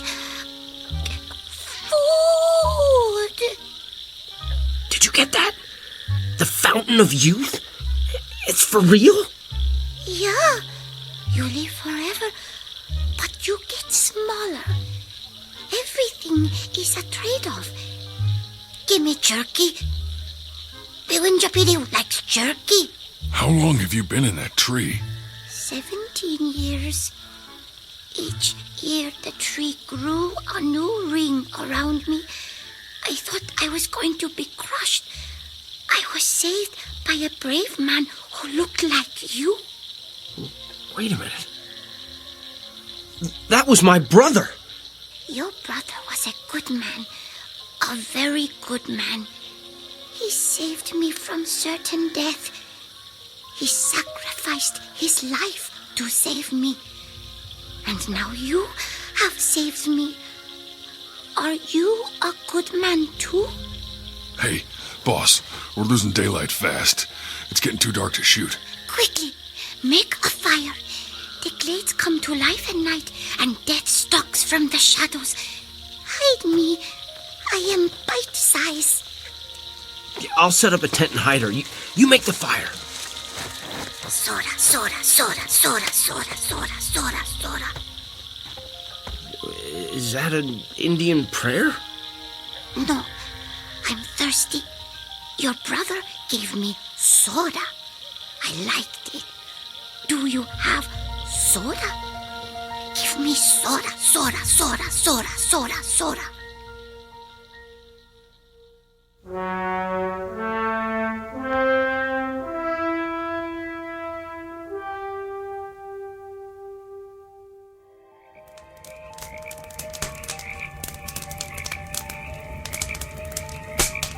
All right.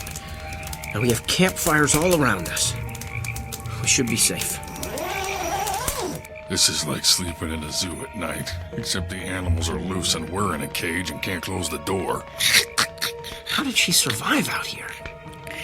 Well, the Lone Ranger always has Tonto what to do. Indians always seem to have a sense of how to get in touch with nature. But she's dead asleep. She's full of jerky and soda. I don't think she's going to be in touch with anything tonight. Maybe we better put her between us to keep her safe. Good idea. Good night. Good night.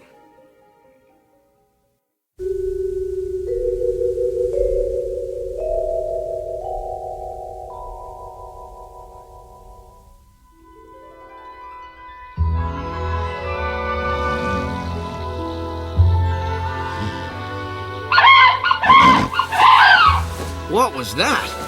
I don't know, but I heard it too. I guess we're still alive. Where's the little princess? Still under the covers. What did you put around her? Nothing.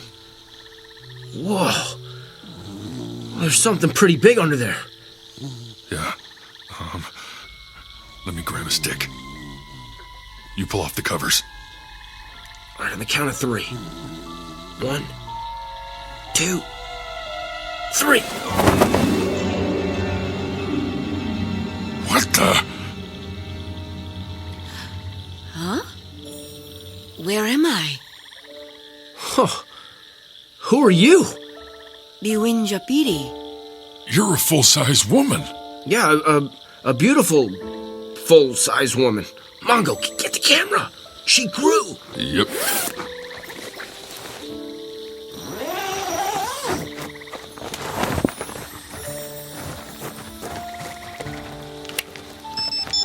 Let me stand next to her. Am I in frame? Okay.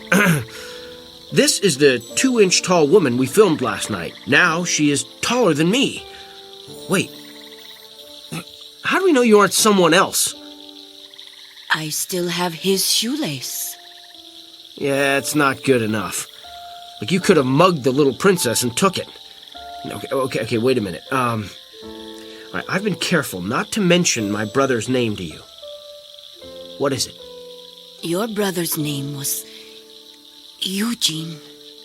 That's right. God, this is insane. You grew to 6 foot overnight? Are you going to continue to grow? No. Each time I emerge from hibernation, I rehydrate, and I always grow back to the same size I was before I was enchanted. Then what? Then a member of my tribe arrives to equip me for my journey, during which I pay respects to all my ancestors. Look! Charlie! Charlie! Oh, Charlie! Now what? What is that? I think it's one of those airboat things. Yeah, well, it's heading right toward us. Hello, princess! Film this. He's wearing a Hawaiian shirt. Film it! Looks like it just came from a Jimmy Buffett concert. Welcome! Are you a visitor from the past? No, I'm Charlie. I see you found Bawinjapidi. Charlie, did you bring my talisman? Yeah. And I brought some carry-out from Pirate's Lair. Hey, big guy. Charlene, sweet on you. I know. She gave me a map. She also gave you a lobster sandwich and some calamari. Me, she charges. You get it free, big guy. Here. Who are you, and why are you here? I told you, my name is Charlie. There's not much work for Indians, so I make deliveries for Pirate's Lair because I know the glades. Yeah, I gotta go. Charlene, keep me on a short rope. Hey, wait, come back! What is going on here?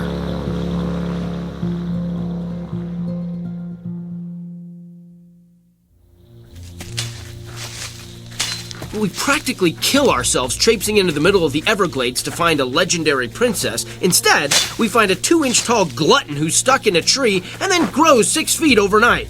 Then an Indian who delivers carry-out to the middle of nowhere in an airboat gives her a magic talisman and then takes off without warning and strands us. I mean, this all seems mighty strange to me. 17 years ago, my brother died out here. I want some answers.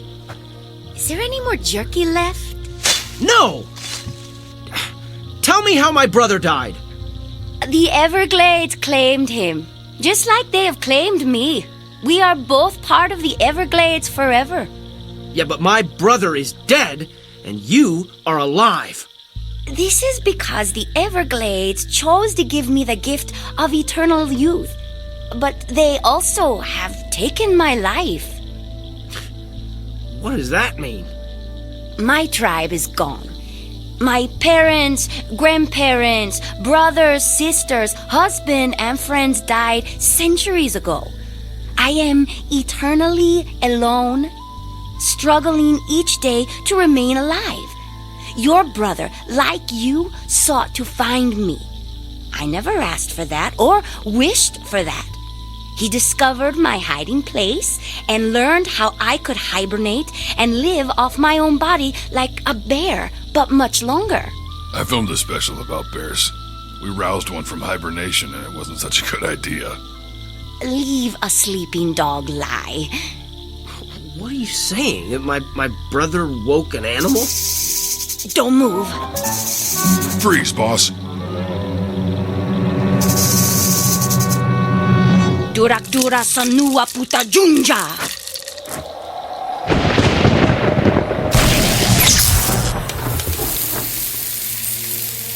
Whoa. That's something National Geographic won't believe. I got some great shots of that action. What was it? A snake? Look behind you. Ah! Oh. That thing is 4 feet long. How did you kill it? My magic talisman. It keeps me safe. Well, you didn't have one when we found you. Just before I hibernate, my body absorbs the chemicals from the talisman to keep me alive. Will you help me reach my hiding place for the next 17 years? Can we film it? Yes. As long as you never reveal where I am. Deal. Let's go.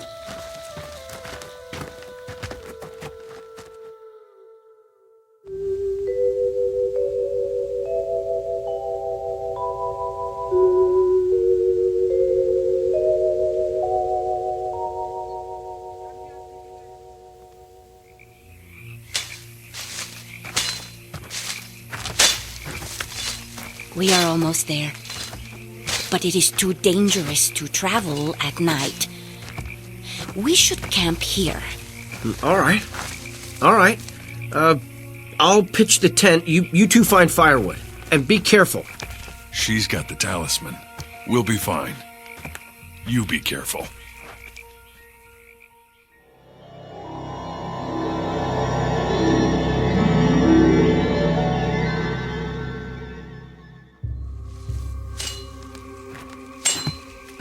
Oh, hey, there's some dead brush over there.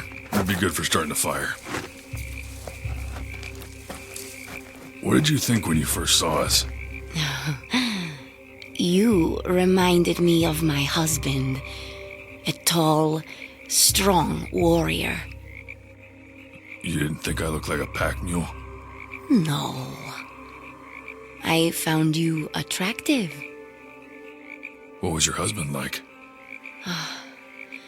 His hair was like silk, but black as a crow. His body was supple, and he moved like a jaguar. His eyes were soft and warm, and when I looked into them, I found him irresistible. Wow. I wish I had eyes like that.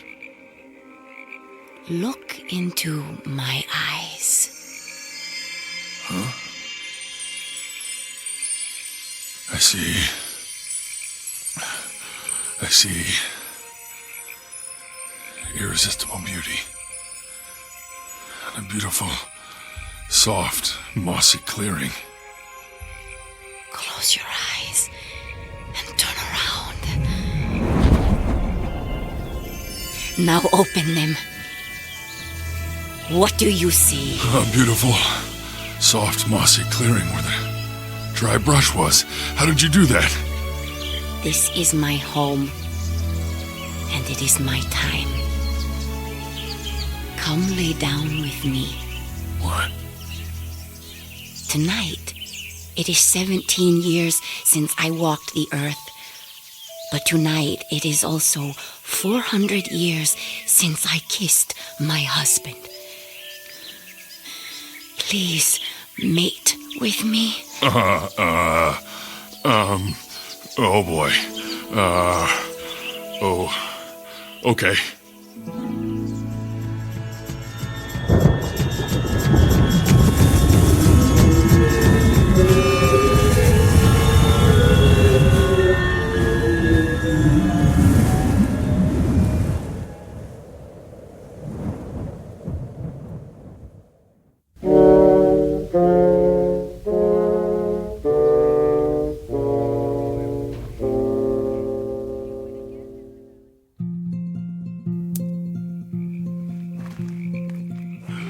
Unbelievable.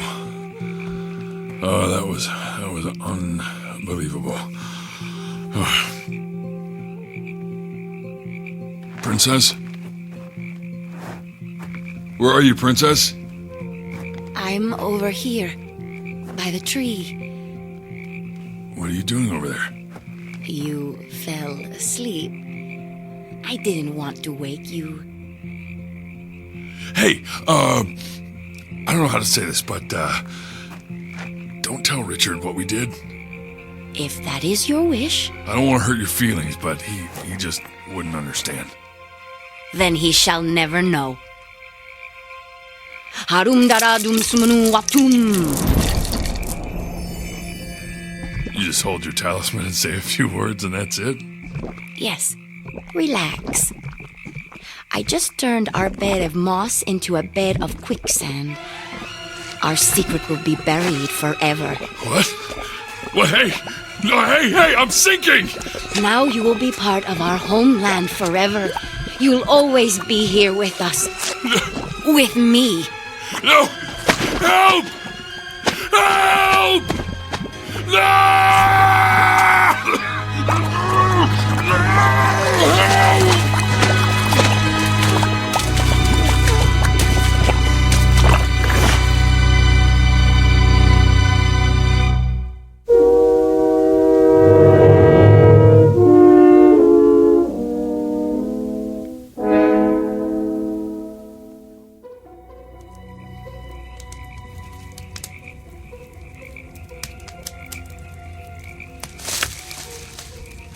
Who's there? Who's there? Biwinja Bidi. Where's Mongo? Mongo drowned. In quicksand. What? Nature claimed him. What? Couldn't you help him? I tried.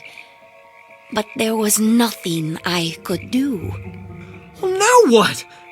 You and I become the pack mules and continue our journey. He would not have wanted us to quit. He knows how important this is to both of us. I must honor my ancestors. You must complete your documentary and dedicate it to your brother and your friend. Put out the fire. Let us travel to my hiding place right now. A canoe is hidden close by for our journey.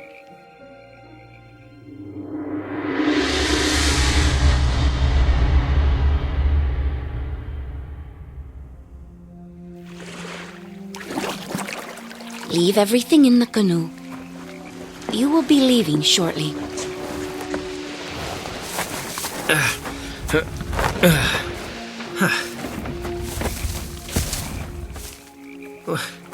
You don't want to keep anything here with you?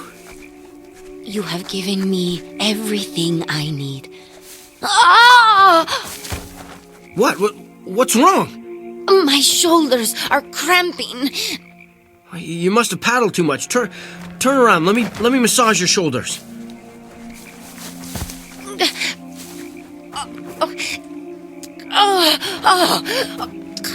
It hurts so much. I'll try to be gentle, but you got a lot of swelling. Did something bite you? Two huge welts are forming on your back. Oh no. The skin is splitting. Oh, good.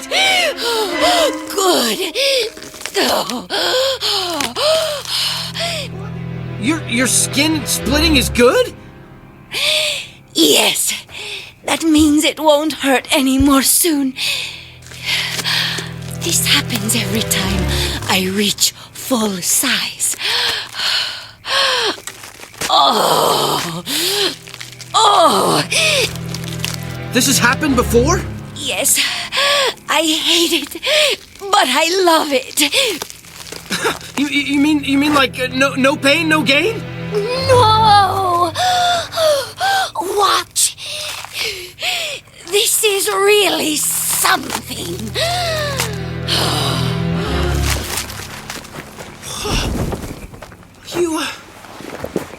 You grew wings. Yes. Yes. Aren't they beautiful? Yes, absolutely. It's one of the most amazing things I've ever seen. I'm so glad we had moonlight, so you could see everything. In moments, I must ascend to there. See? The crook of that ancient cypress? Yes. 17 years is a long time. What will you dream of? Meeting someone as kind and caring as you or your brother when I awake 17 years from now. Without your help, I would never have survived. Quickly, set up the camera. The moonlight is perfect. Set the camera up so the moonlight will shine on me as I ascend to the top of the tree. Imagine how beautiful it will be with the moonbeam sparkling on my gossamer wings. Yeah, it would be an incredible thing to see. We must hurry. But before I go, I must do one last thing. What? I must have a final meal. Something that will last me 17 long years. Princess, I just had a terrible thought. My blood kind of turned cold. Why? You're not gonna eat me, are you? Eat you?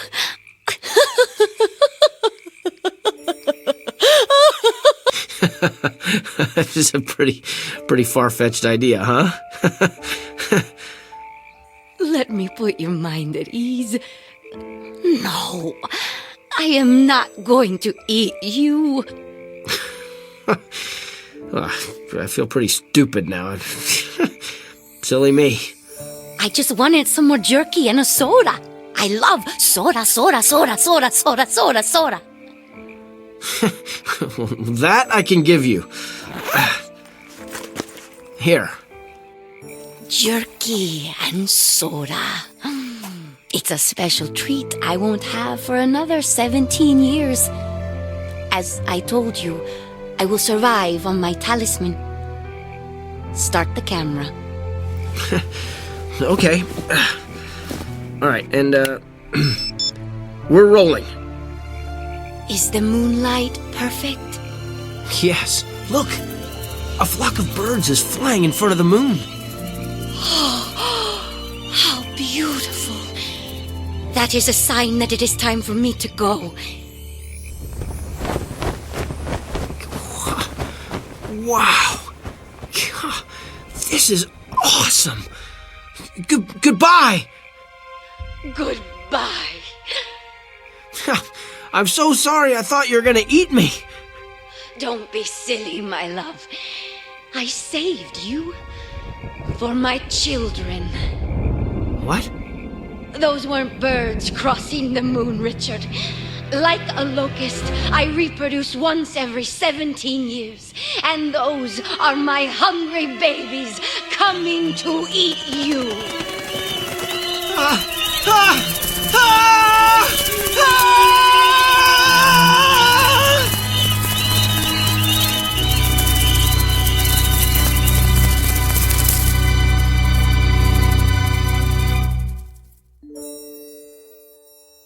When tourists visit the Everglades, they see signs that read, "Don't feed the animals," and they laugh as they recall disasters they have witnessed in the movies. They can't imagine something like that happening in the real world to real people like them. But like all clever predators, Mother Nature is very patient and has a special way of protecting what is hers. And every once in a while, tourists take a step or two off the beaten path and go beyond the boundaries of nature to discover something new and different. So if you do visit the Everglades and see a sign that says, "Don't feed the animals," heed its warning, because Mother Nature always encourages her pets to bite the hand that feeds them. In the Twilight Zone.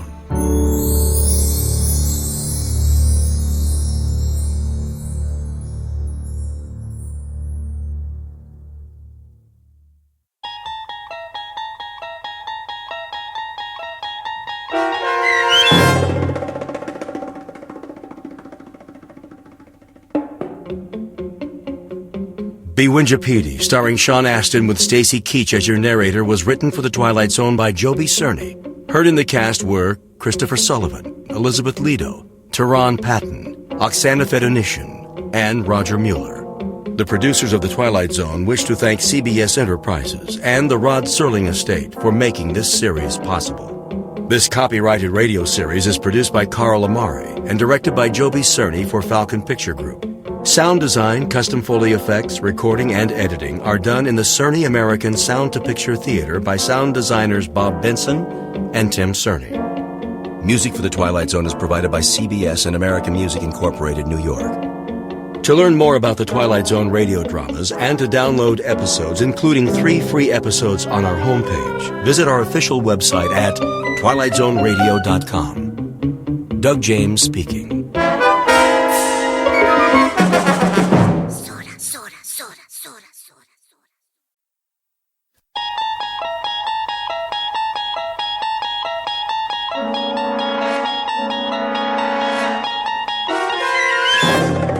You unlock this door with the key of imagination. Beyond it is another dimension, a dimension of sound, a dimension of sight, a dimension of mind.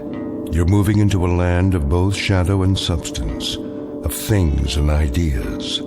You've just crossed over into the Twilight Zone.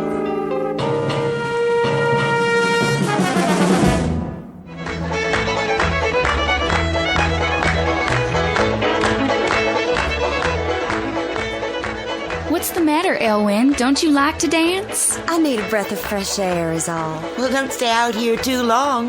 The dance is just getting started.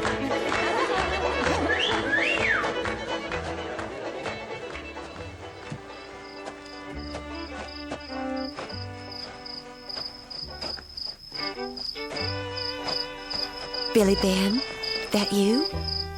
Who were you expecting? You're late. Sure, I'm late, pretty thing. I've been to town today. Why didn't you take me with you? I did the next best thing. Thought of you every step of the way. You got a sweet and lying tongue. And you are a fair young thing. What did you do in town? Stop trying to kiss me. What will folks say? There's nobody here. Just you and me and the man on the moon. You're a right high-spirited man to have walked to town and back. I was there for a right high-spirited reason. Looking at all the pretty girls, I'll bet, in their fancy clothes and high-heeled shoes. None as pretty as you. Close your eyes. What are you putting on my finger? You can open them now. Why, that's the prettiest ring I ever did see.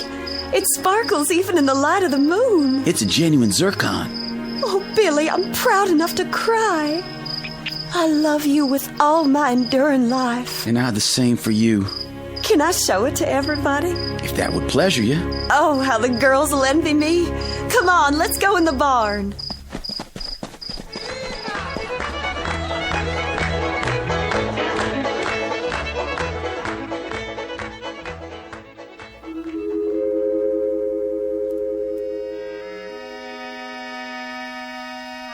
The Twilight Zone has existed in many lands and many times. It has its roots in history, in things that happened long ago and got handed down from one generation to another. And in the telling, The story gets added to and embroidered on until what might have happened in the time of the Druids sounds as if it took place yesterday in, say, the Blue Ridge Mountains. Like the story you're about to hear. Even though such tales are best told by an elderly grandfather on a cold winter's night by the fireside, if possible, in the southern hills of the Twilight Zone. And now, The Twilight Zone and our story, Jess Bell, starring Stephanie Weir, with Stacy Keach as your narrator.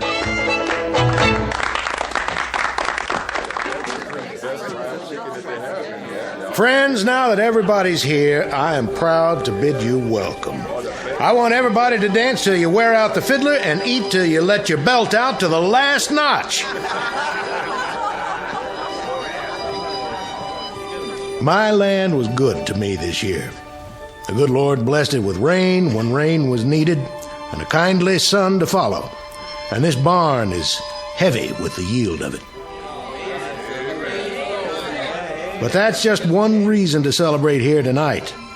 A decent, good, and true man came to me and asked for the hand of my daughter, Elwyn. She has my enduring love. And now I've given her my blessing to marry Billy Ben Turner.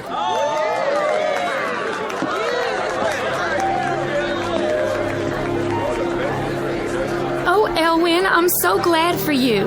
Thank you. You must be so proud. I am. Excuse me for a minute. Billy? Yes, honey? What's wrong with Jess Bell? Huh? Well, look at her. She's walking out. Going home early, I reckon. See if you can talk her into staying. She'll come back if she's of a mind to. Night's young yet. Ruin my party if folks start leaving early. Go on. Okay, I'll do what I can.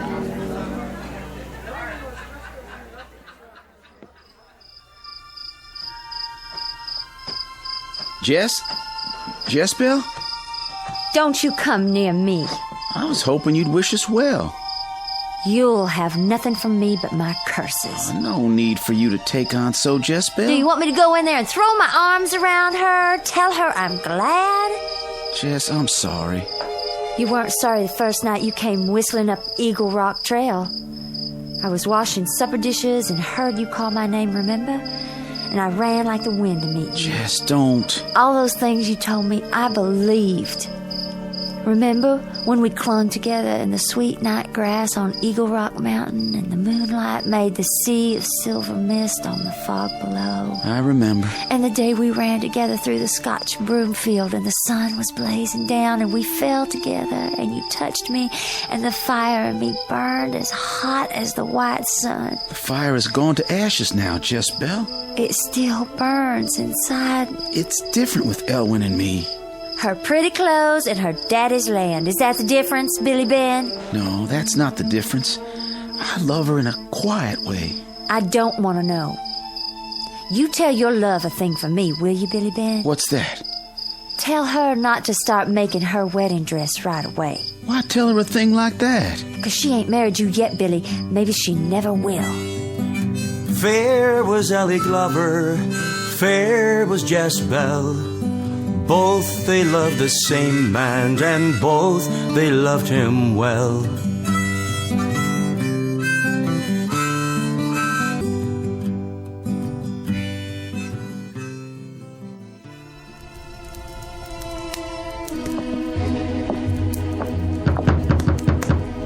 Go away. I've got to see you. If you come to my house, just walk right in. I don't ask nobody here.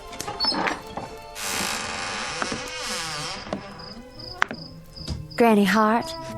What do you bother an old woman for this time of night? Folks say you got power. Folks say a lot of things. They say that all of Moses Crowley's cows sickened and died after he shot that hawk you used to keep. That hawk was my pet. He used to roost at the black pine tree outside the door. And when Molly Unger's baby was dying of fever, Molly went somewhere and got a potion for him. Folks said she came here. She did. And that baby lived, too, didn't he? Lived, but he's cursed with fits. His mama don't let him out of the house. What else do they say of me?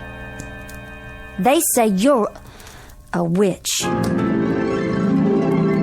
Sugar, if I was a witch, I'd be flying around on my broom instead of sitting here at home minding my own business.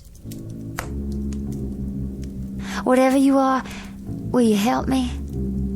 Depends, sugar. I want to win a man's love. Womankind's got her own kind of witchcraft for that. He was mine for a while.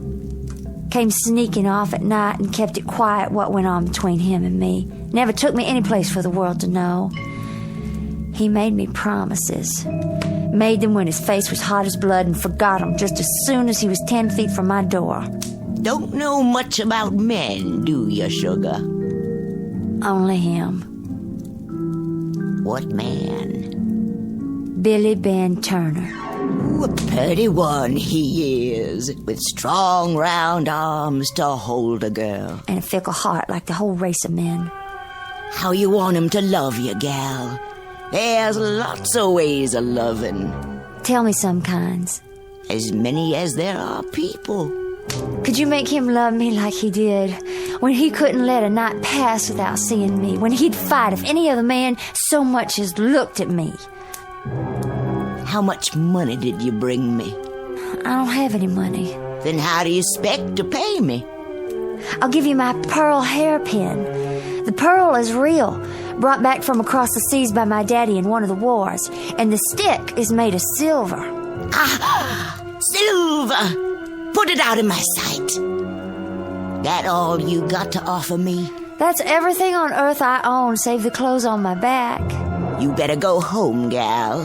Live your life without Billy Ben Turner. I won't have any life without him. You've got to help me. There's something I can give you, but the price is high. I told you I didn't have any money. Tain't money. If it's in my power, I'll pay it. Oh, it's in your power. What is the price? You'll know in the midnight hour of time. Whatever it is, I'll pay. Take this little bottle. Drink. All right.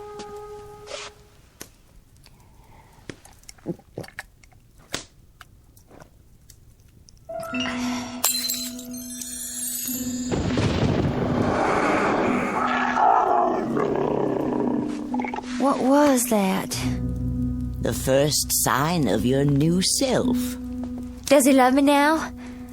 After his eyes fall next on your face, they'll never look at another woman as long as they can look on you.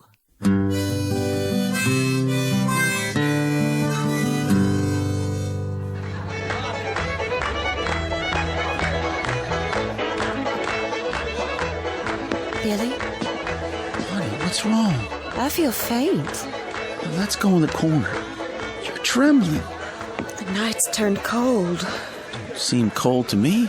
I felt a cold wind, and something on the wind, like my own voice crying far, far away. I wish our wedding were already done. And me.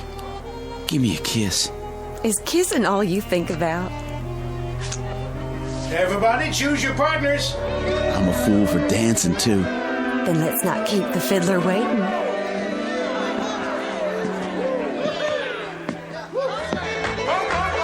Hey, there's Jezebel. She come back. Come on, Jezebel. Be my partner. Why, thank you, John. Now change partners and circle round. First man in the circle, choose your girl. Go on round, Billy. I'll be waiting.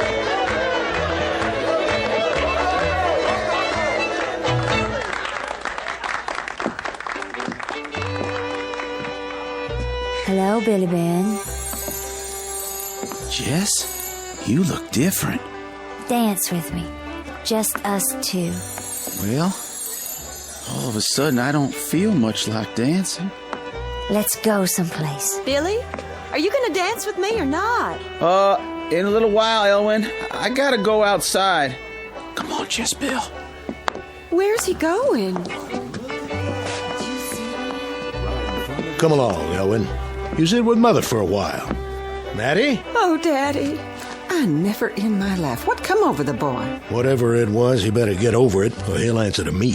It's a shame and a disgrace. If Billy Ben expects you to marry him after this, he'll have to think again. He won't be marrying me. I'm glad you got spirit, child. I'd still have him if I could.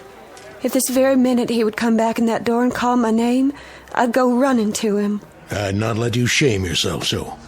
But he'll not be back. I won't even get the chance. Jezebel bewitched him. Just before she took him away, he turned and looked at me. It was like he'd never seen my face before.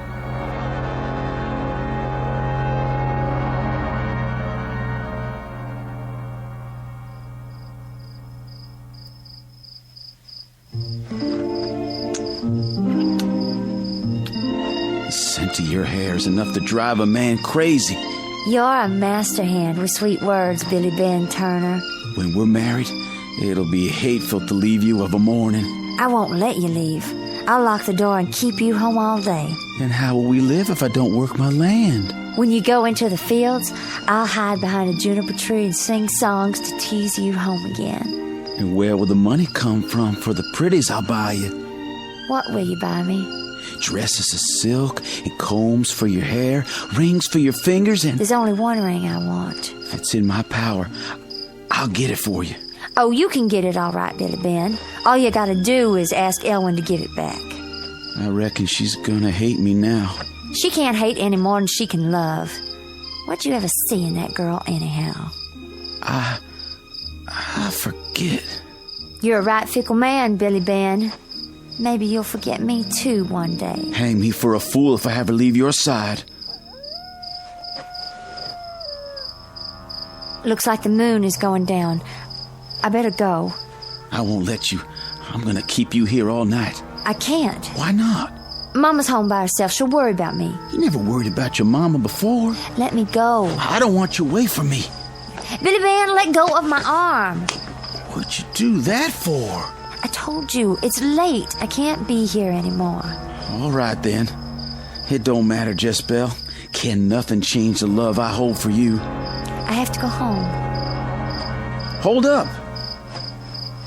Just leave me be. I'll walk you, sure enough.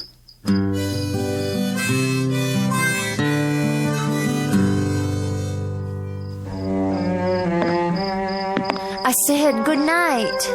Just one more kiss. No!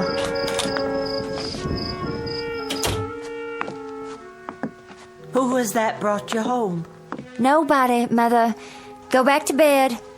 Honey, don't go right to bed. Come sit a spell and tell me about the dance. In the morning. Good night. Jezebel, what you locking yourself in your room for? Because I don't want you to see what I am now.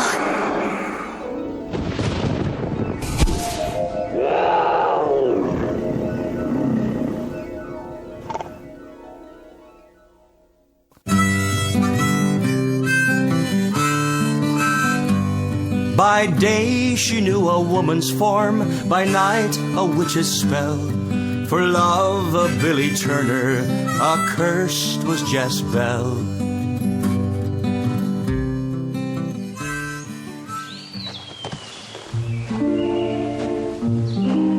Honey? Oh, Billy Ben. I didn't mean to scare you, Jess. What are you sitting out here in the woods for? I was just thinking. I got something for you. Hold out your hand. Ellie's ring. Jess's ring now. It belongs to the one I love, and the one I love is you. Every minute I'm away from you is a suffering and a torment. What do you know about suffering and torment? I know it's finding a girl who's your heart's craving and having her keep putting the wedding day off. There's all kinds of torment in the world. Like the one that comes from buying something and finding out that the price is dear. What did you buy that cost so dear, Jess? Something I love. Do you love it still? Better than life. Better than me? Nothing I love better than you. I've been to see the preacher today, Jess. What did you want with him? You've been taking so long to set the day. I said it myself. He's gonna marry us next Sunday. I can't be ready by then. I spoke to your mama. Your wedding dress will be all sewed. My house is clean. Everything new and waiting for you. Oh, Billy. Jess, have you changed your mind? No. Then why keep putting the wedding day off? I just can't tell you, Billy. There's no room for secrets between you and me. Wait, where you going? I have to be gone from you for a while. Stay now, Jess. I got a craving to be with you every minute. Let me go, Billy. Never knew a man could have such love as I hold for you. There's no peace from it, Jess. It burns in my brain night and day. I tell you... Let me go. Ow! What'd you scratch me for? Billy Ben Turner. Have you gone and fallen in love with a hellcat?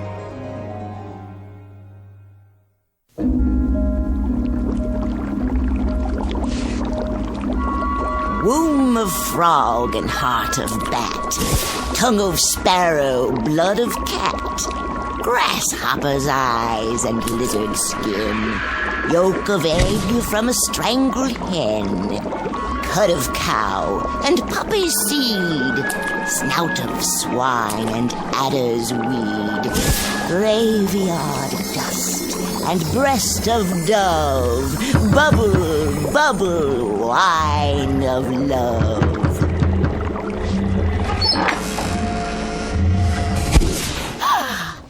Didn't you hear me knocking? Never let trouble in the door if I can help it. How do you know I'm in trouble? Child, there's little I don't know. Then maybe you can help me. You change your mind, now you got what you want? I haven't got what I want. Don't tell me, child, that you haven't got the love of Billy Ben Turner. Oh, I've got his love, all right. But I can't take it, for fear he'd find out the price I paid. It's the same as if my heart's been cut out and a stone put where the heart was. It ain't your heart, gal. What then? Oh, everybody's got a different name for it. Some call it a soul. That was in the bargain, too?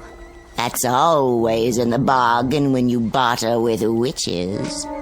You said you weren't a witch, that you just had power. Well, you might as well know the truth, because you're one, too. I changed you, sugar. Then change me back. Gal, you can't ever change.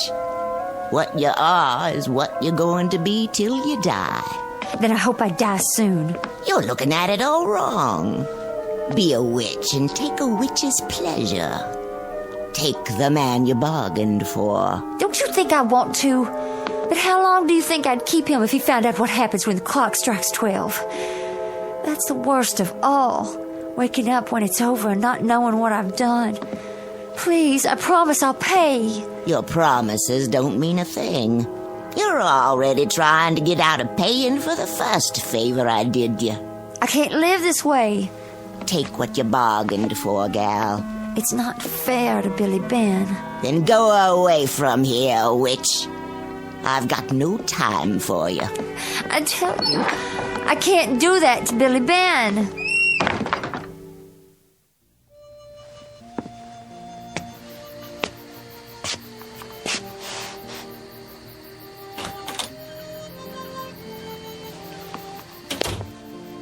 Billy Ben?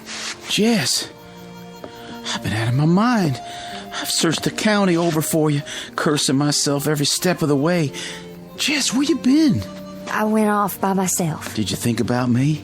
You were all I thought about. And did you think about me with love? Yes, Billy. I won't try to talk you into a quick wedding anymore. Whatever it is that's on your mind, you don't even have to tell me. You set your own day for the wedding. There will be no wedding, Billy Ben. Oh, don't say a thing like that. Not between you and me. I'd as soon hear my death bell is what you're saying. I'd as soon hear my own death bell as say it. To forget it was said. I love you, Jess Bell. I want you for my wife. You wouldn't want me long. One night and you'd turn away from me. Curse me for a fool if ever that day should come. Your flesh would crawl and you would hide your face from me. I set you free, Billy. Take this ring back. It belongs here, on your finger. Hear that? A night bird calling his mate. But his mate won't come. I saw her on the trail tonight, winging up against the sky, but then a nighthawk swooped up out of the pines and tore her breast open. She fell at my feet and ran off into the bushes to die. A night bird calling to a mate that's dead is the lonesomest sound in the world. It would grieve me too much to do that to you. Jess, it wasn't an omen. It don't mean you're gonna die. Billy Ben, if I saw Old Man Death come walking down Eagle Rock Trail, I'd run to meet him and I'd beg him on my knees to take me with him. Jess, what is it that's cursing you? I got a right to know. It's late. I've got to go. Not yet. Billy Ben, if you love me, stand aside. It's my time. Jess!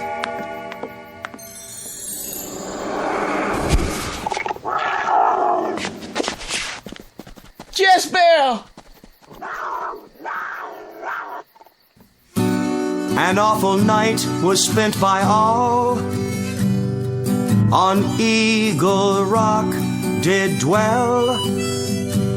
Strange things were seen by moonlight's fall, but none saw Jezebel.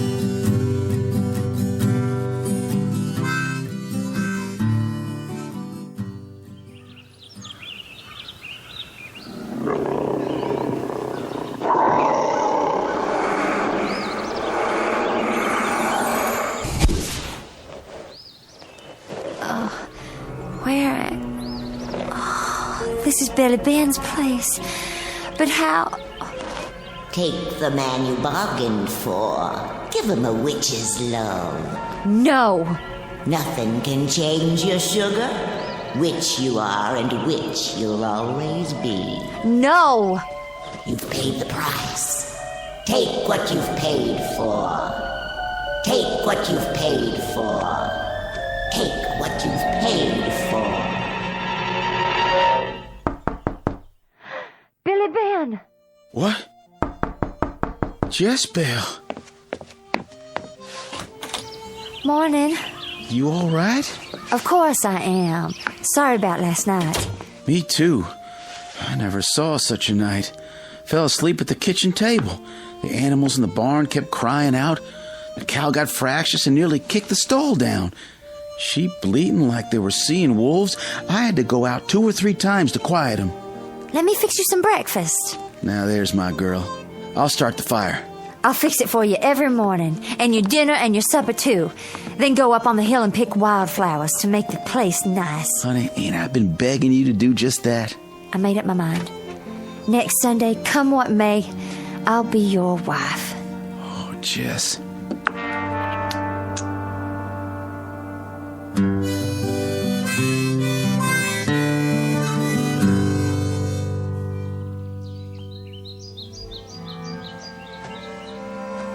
You're a long way from home, Ellie Glover. Oh, hello, Jess. What are you doing up here on Eagle Rock? I came to pick some flowers. Same as me. Lots of wild ones around. There's a patch of old maid's fern farther up the mountain. I notice a lot of vixenwort around myself. I just come from seeing Billy Ben. Fixed his breakfast for him. I reckon that's no concern of mine. He's going to marry me when the circuit preacher comes next Sunday. I wish you happiness for his sake. You still love him, Ellie? Still dream about his strong arms and his sweet talk? I'll love no other man. How come you never tried to get him back? The last time I saw his face, he was under a magic spell. Even the love I hold for him couldn't break it. Oh, there's ways, but such ways end bad. What ways you talking about? I think you know. Jealous, ain't you? No. Heartsick. to see wrong done to a good man. I hear there's a wildcat loose in the county. Ain't you scared to be out here? I'll be home by dark. It won't venture out till nightfall. No telling what a wildcat'll do. I reckon we don't have much to fear. My daddy says that killer cat will be dead by morning. Since when can your daddy look in the future and tell what's gonna be? He's going hunting for that cat tonight. Him and Obed Miller and Billy Ben. All the men in the county. Billy Ben didn't say nothing to me. My daddy's gone over to ask him right now. If that cat's smart, it'll stay home tonight. Maybe.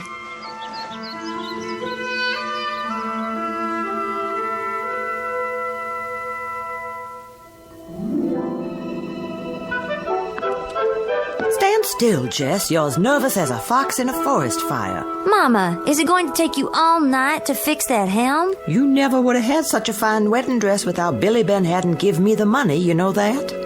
I saw Ellie Glover today, up on the mountain picking wildflowers. How did she look? Sickly, like she might die soon. Why, I didn't even know the poor thing was ailing. I ought to fix some of that tonic I used to make and take it to her. You and your tonics. You're worse than Granny Hart. Granny Hart? Everybody knows she sells old potions and things. She ain't sold any to you, has she? Don't talk crazy. It always struck me peculiar how Billy Ben turned from Elwyn on the very night their betrothal was announced. Turned from Elwyn and gave his love to you.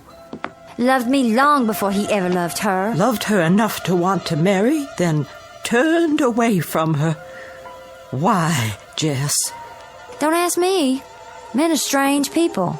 Sometimes they do strange things because of potions and powders. Is that what made him blind to every other woman? Oh, where would I get the money for potions and powders? That old woman don't always ask for money. Jess, how did you pay her? Oh, God, Jess, how did you pay her? With my flesh, my blood, and my soul, and my heart, and my head, I paid dear for Billy Ben. Kneel down with me. Let us pray. It's too late, Mama. My prayers aren't heard in heaven anymore. Then I'll find a way to help you. If you want to see me alive again, bolt my door tonight. And no matter what happens, don't open it till morning comes.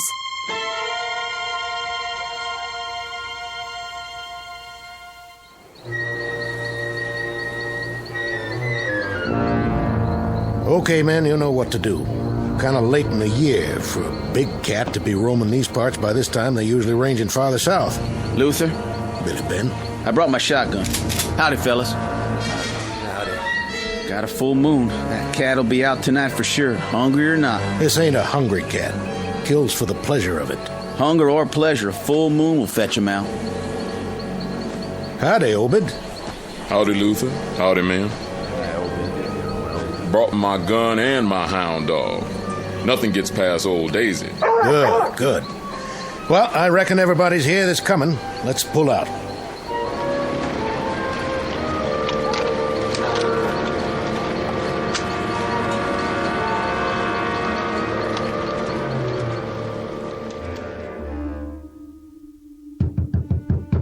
You okay in here, Jezebel?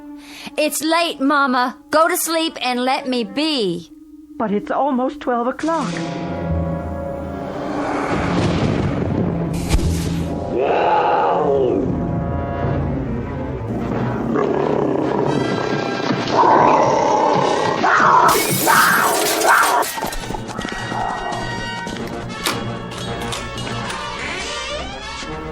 Jess! How'd you break the window? Where have you run off to?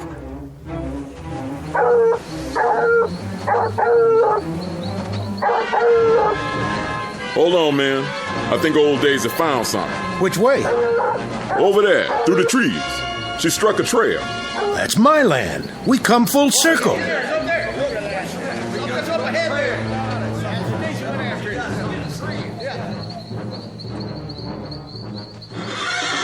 Quiet, Blue. What's the matter with you?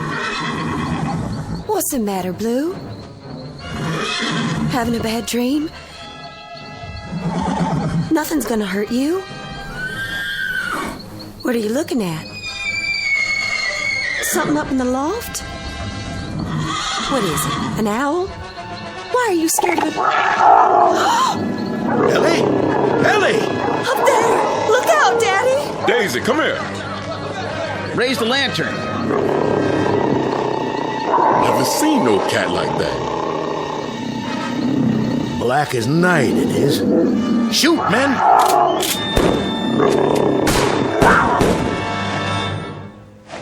I think we got it. Where'd he go? Hold your lanterns high. It's gone. Can't just disappear. The cat was a witch. Never seen nothing like Daddy? That thing hurt you, Ellie? No, Daddy. I fainted is all. You see it, Billy? I sure did. Nothing here now. Well, our work is done for the night. Go on home, men. Whatever it was ain't here no more. Can you stand up, Ellie? I think so. I'll help her, sir. You do that while I tell her mother she's all right. I'm fine, Daddy. I'll just be a minute. Here, take my arm. Did it hurt you, Billy Ben? No, I'm all right. I'm enduring glad to see Ellie. Pretty as always. It's good to see you, Billy. It's been a long spell. Yes, it has. What's that shiny thing in your hand? It was right next to you where you fell, like it dropped down from the loft. Looks like the ring. It sure is. The same one I gave to you once. Only how did it get here? Maybe it's an omen. Elwyn, I'd appreciate it if I could come and sit up with you again some night. That would pleasure me right fine, Billy. Come whenever you feel like it. And make it soon.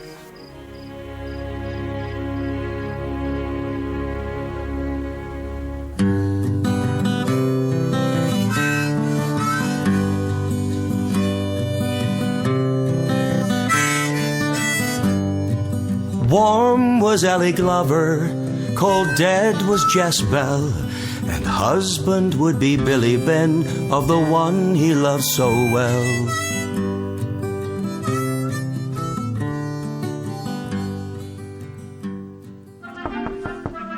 Come on in. Hello, Billy. Miss Ossie, what are you doing here? I won't stay but a minute, Billy Ben. Just wanted to wish you all the happiness in the world on your wedding day. I appreciate it, Miss Ossie, but won't you be at the wedding? I wouldn't spoil the day for Elwyn. She'd see me and think of Jezebel. There's no shadow of Jezebel between Ellie and me. God grant there never will be. A full year now Jezebel's been dead. How do you know she's dead, Billy? I saw her die. Billy, I brought you something. This pearl and silver stick pin. It used to belong to Jezebel. Poor Jess. I appreciate it, Miss Ossie. It's made of silver, and silver is one thing a witch is scared of. What witch could want to harm Ellie? There's a terrible thing I've got to tell you. A secret about Jezebel. What secret? That same night she disappeared, she mentioned Granny Hart. Jezebel was witched.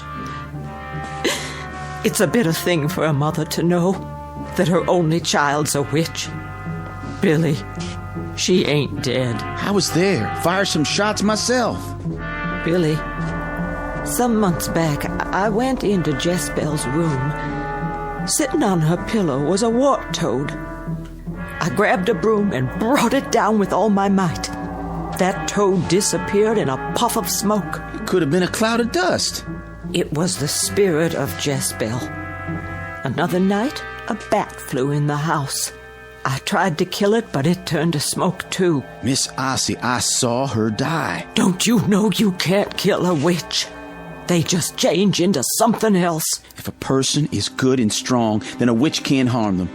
Ellie will have nothing to fear from Jezebel. And now, Miss Ossie, I'm going to be late for my wedding if I don't hurry. I hope and pray, Billy, there'll be no one there who wasn't invited.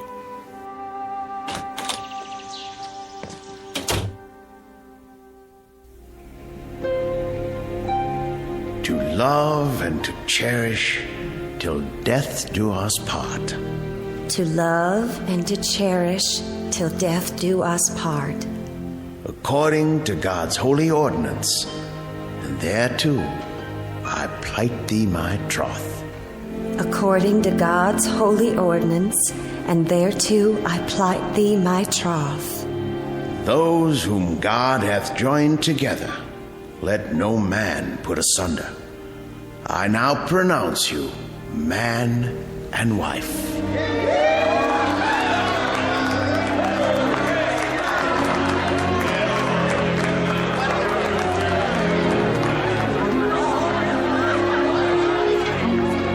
Come on, honey, let's get on home.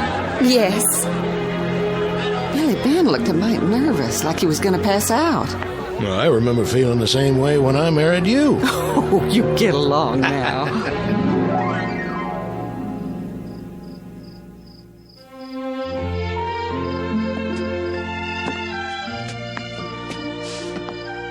Here we are, sweet thing. Billy Ben, are you going to let your bride walk across your threshold? Never. Now put me down if I'm going to get changed out of this pretty dress. Billy! What's the matter? Something has hold of my arm. It ain't me. But I can feel it. What are you doing? I don't know. What'd you do that for? It wasn't me. It sure was your hand. Oh, Billy, I drew blood. I never did that of my own will. Something took hold of me and moved my hand. I didn't see nothing, Ellie. There's something in this room. Something we can't see nor hear. Something evil. Can't you feel it? Not sure. Look, a mouse on your grandfather clock. Ellie, careful! Oh, Billy, it could have killed me. I've got you, honey. It was a mouse, as black as night. Take me home. This is your home now. But something doesn't want me here. I know what it is that's trying to chase you out. Sit down. Hold on to this Bible. I gotta be gone from you a short time. Do you trust in the Lord? Yes. Then His word will keep you safe. If the devil himself comes in this room, don't leave that chair.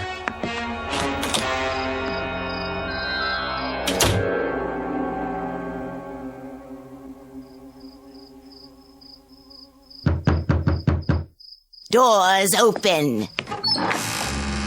Granny Hart, I'm short on time. You need a new sweetheart. I got one, and I just made her my wife. Ellie Glover with the golden hair. Ah, she's a beauty. I'll not have her beauty long unless you tell me how to rid myself of a witch. Jezebel don't like you being married. I'm the one who witched that gal, so she could win your love, Billy Ben. I never wanted no witch's love. Witch's love is wild and sweet. Humans don't know nothing about it. I know enough that if anything happens to Ellie, I couldn't live without her. Jezebel won't hurt your little wife. She's just pleasuring herself a little, teasing and having a good time. Granny, my wife's alone. I gotta get back to her. Then go, boy.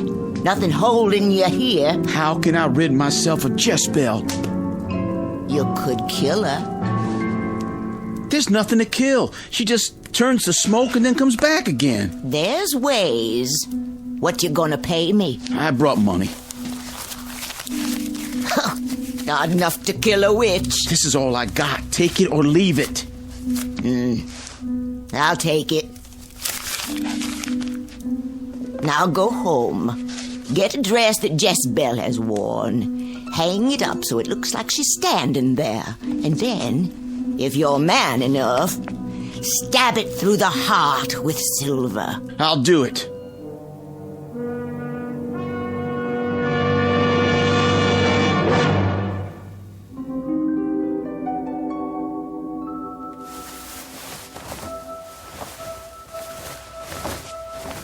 It's got to be one she wore. This was to be her wedding dress. She put it on once when I was making it. Thank you, Ossie. For me and my bride. And Billy, if your hand fails you, remember there was a good part to Jezebel, too. And that part of her would bless you for ending her torment.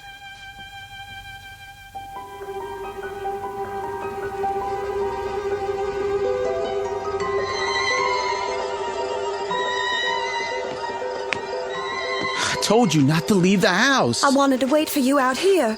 What's that package? Stay outside a minute longer. That thing you felt was the spirit of Jezebel. She was a witch, Ellie, but I know how to get rid of witches. All right, but... You'll never be rid of me. Jezebel. Come on, Billy Ben. Dance with me in the moonlight. No, get away!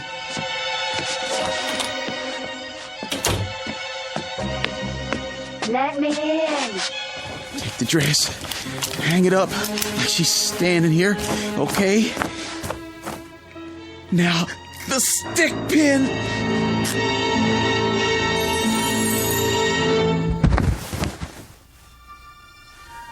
Oh, Billy. Oh, what have you done? Stabbed you through the heart, just like Granny Hart said. Oh. Now I'm giving you your eternal rest. Oh, Billy. Goodbye, Jezebel. I loved you, Billy Ben. Billy Ben.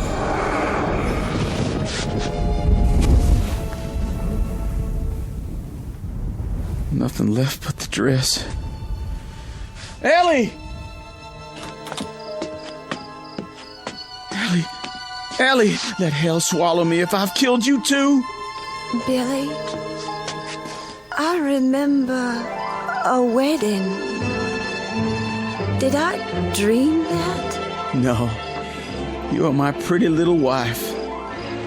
Then I should be cooking you some supper. Help me up. Not too fast. Look up there, Billy Ben.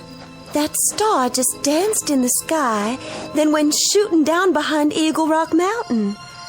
My mama says when you see a fallen star, it means a witch has died. So I've heard tell. Come on inside. It's our wedding night.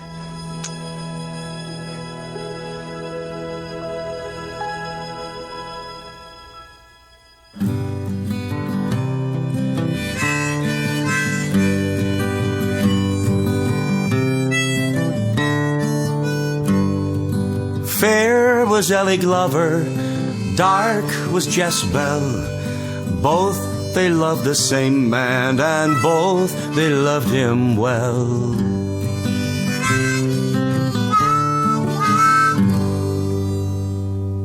A tale told in one form or another, as long as there have been people to tell it.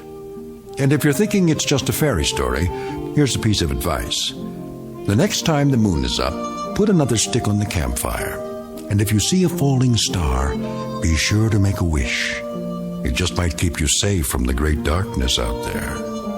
A darkness that extends all the way from the Blue Ridge Mountains to the Twilight Zone.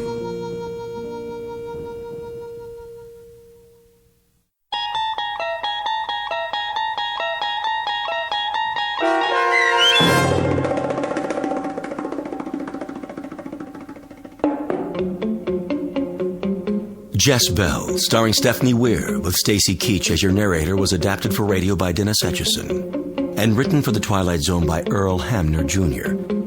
Heard in the cast were Jeff Lupetin, Michelle Graff, Linda Ryder, Roderick Peoples, Meg Falcon, Peggy Roter, Doug James, Craig Harris, Jennifer Laterio, Chobi Cerny, Carl Amari, and Roy Melanzi. Musical bridges for this Twilight Zone radio drama sung by Doug James with guitarist Roy Melanzi and harmonica by Jeff Lupetin. The producers of The Twilight Zone wish to thank CBS Enterprises and the Rod Serling Estate for making this series possible. This copyrighted radio series is produced and directed by Carl Amari for Falcon Picture Group. Sound design and custom Foley effects for The Twilight Zone by Cerny American Creatives Bob Benson, Craig Lee, Michael Slaybach, and Matt Sorrow. To learn more about the Twilight Zone radio dramas and to contact us, visit our official website at twilightzoneradio.com. Doug James speaking.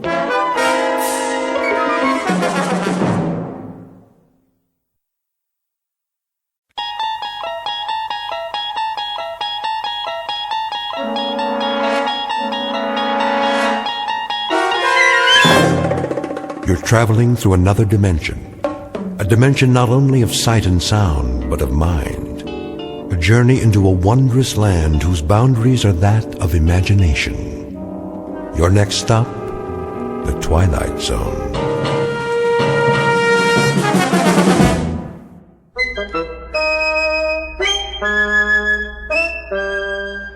Go out for a pass. Okay. Fumble. Let's see now, Fairfield. Excuse me, boys. Hey, mister, get out of the way. Yeah, we're playing football. Surely, but first, that is, if you don't mind. Huh? Could you direct me to Yancey Street? What do you want to know for? Well, I've never been to that particular neighborhood, and, How come you're carrying that thing? Oh, this is the Hercules Mark IV, the finest device ever made for hearth and home. What is it? Some kind of an invention? Why, yes, as a matter of fact, a new breakthrough in home hygiene. It removes dust and dirt that you can't see with the naked eye. It comes complete with a laboratory-grade filter and an extension hose. You mean a vacuum cleaner? No, nothing so prosaic. Yeah, it is. And you're a salesman. You better stay away from my place. My dad hates salesmen. Mine too. He'll sock you in the jaw. The last guy that came around... If you could just point the way to Yancey Street... Over there, by the park. But don't stop at my house neither. My mom will kick your butt. Yeah, of course. Okay, bye. That guy was weird. Yeah, with his little hat. Haha, what a loser.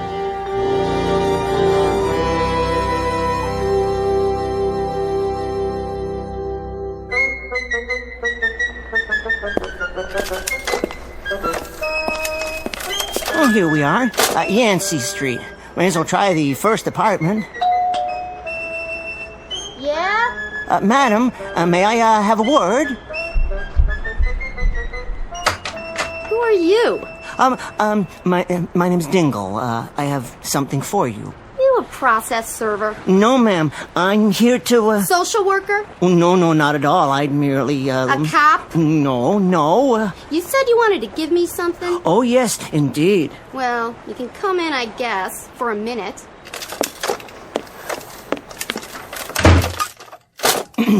Lovely place you have here. Yeah, sure it is. Now then, I have the most amazing thing to show you. That it? Yes. Looks kind of like a big tin can with knobs and wires. Now, I'll just plug it in. Now, pretend, if you will, that this rug here is your brain, and this dirt... What are you doing? This dirt is all the messy thoughts in your head. You threw dirt on my floor? Now, watch what happens when I turn on the Hercules Mark IV. All that filth goes away in a flash. It's better. See? Suck. Gone. Get that thing out of my house. Well, if you wish, but first I'd like to tell you about... What's going on in there? It's a crazy man. He spilled dirt all over, and then he... Say, pal, what are you trying to pull? I was just demonstrating... You a salesman? Well, you might say... Well, take your crap and get moving. It's just one question before I go. What's that? I don't suppose, that is, you wouldn't care to purchase one of my vacuum cleaners by any chance, huh? Get out now! You know, we have easy time payments. Look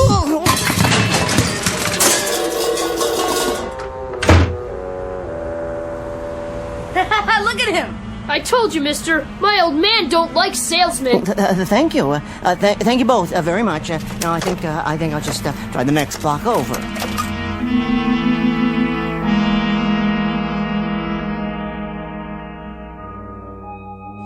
Well, Callahan, you heard the man. He says he's not going to pay, so that's that. Yeah, you want me to pay on a bum call? Where I come from, a bet's a bet. You saw the play. The umpire's blind. Look, you shouldn't have took the bet. I set the odds and you took them. All I want is what's coming to me. Oh, hello, Mr. Dingle. The usual? Oh, not quite yet, Mr. O'Toole. Just allow me to sit here and collect my thoughts.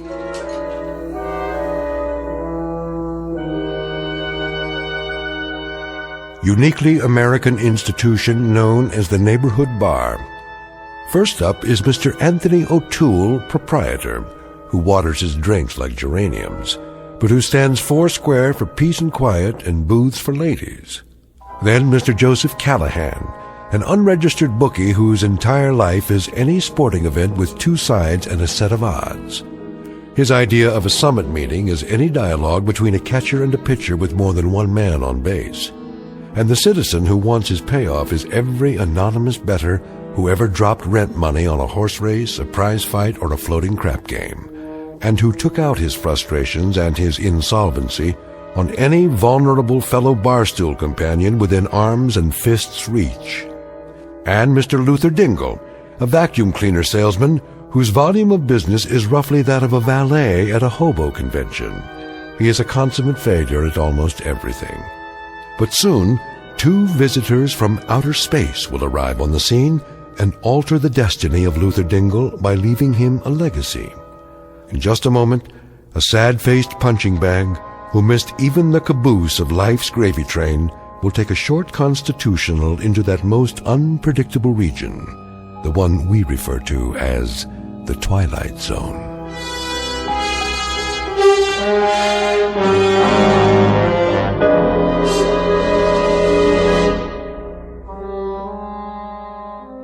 And now, back to our story from the Twilight Zone, Mr. Dingle the Strong, starring Tim Kazurinsky, with Stacy Keach as your narrator.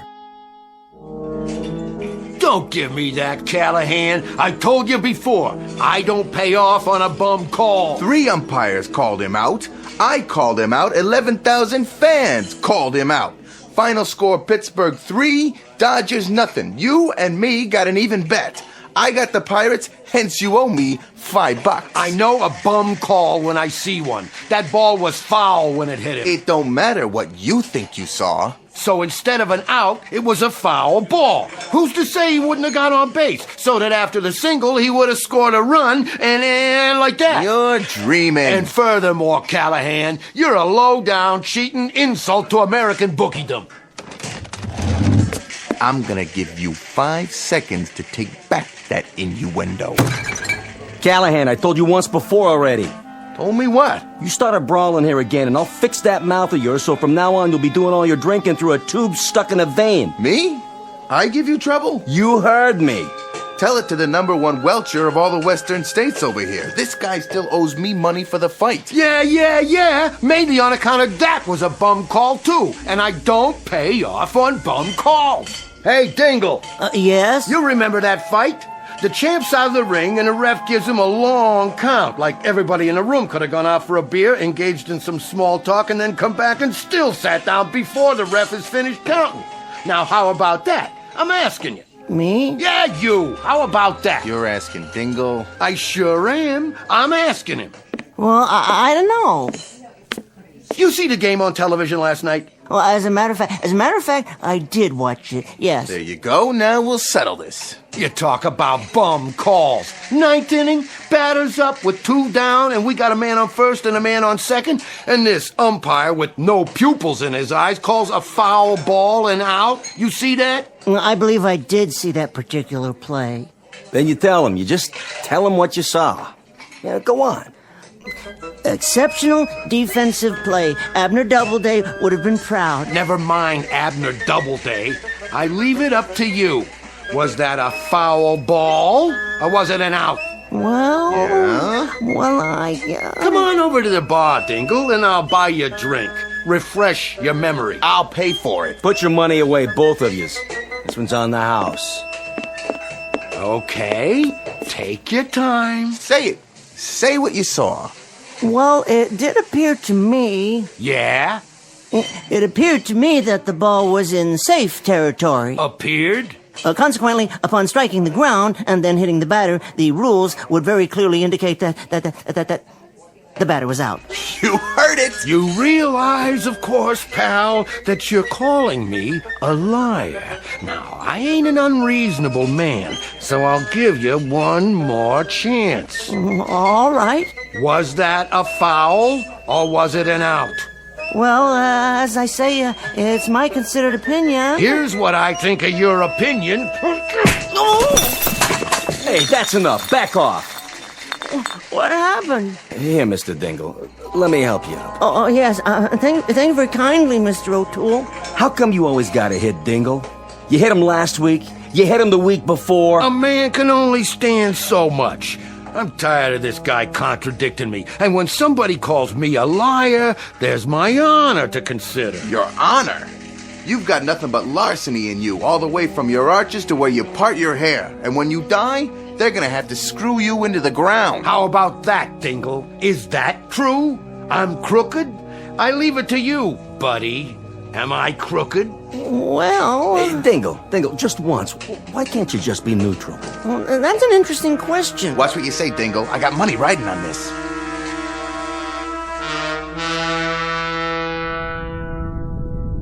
You are sure we are invisible?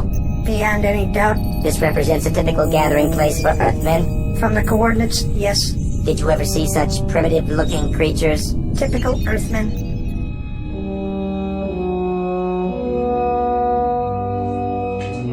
And I say that anybody tells me Philadelphia had any right to win the pennant that year is out of their green grass mind. You're blind as a bat and you're stupid too. And furthermore, if you're gonna sit there and tell me... Look at the record book. What? I rest my case.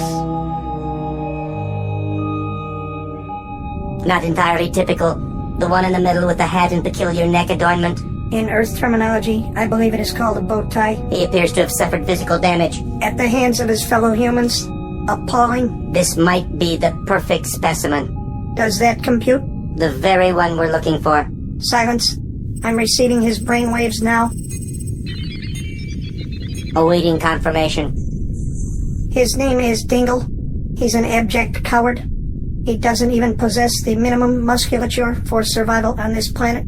Decidedly a sub-physical type. A genetic throwback? I believe we have found our subject. You intend to give him the additional strength? We have not found anyone weaker, have we? Negative. This one will make an exceptional subject. I estimate 11 additional cyclograms atomic weight. That should make him approximately 300 times as strong as the average human. Yes, that will suffice. Contact the mothership. Tell them we have picked a subject. They may begin observing him in 60 Earth seconds. Confirmed. Adjust settings. Check. And prepare to let him have it.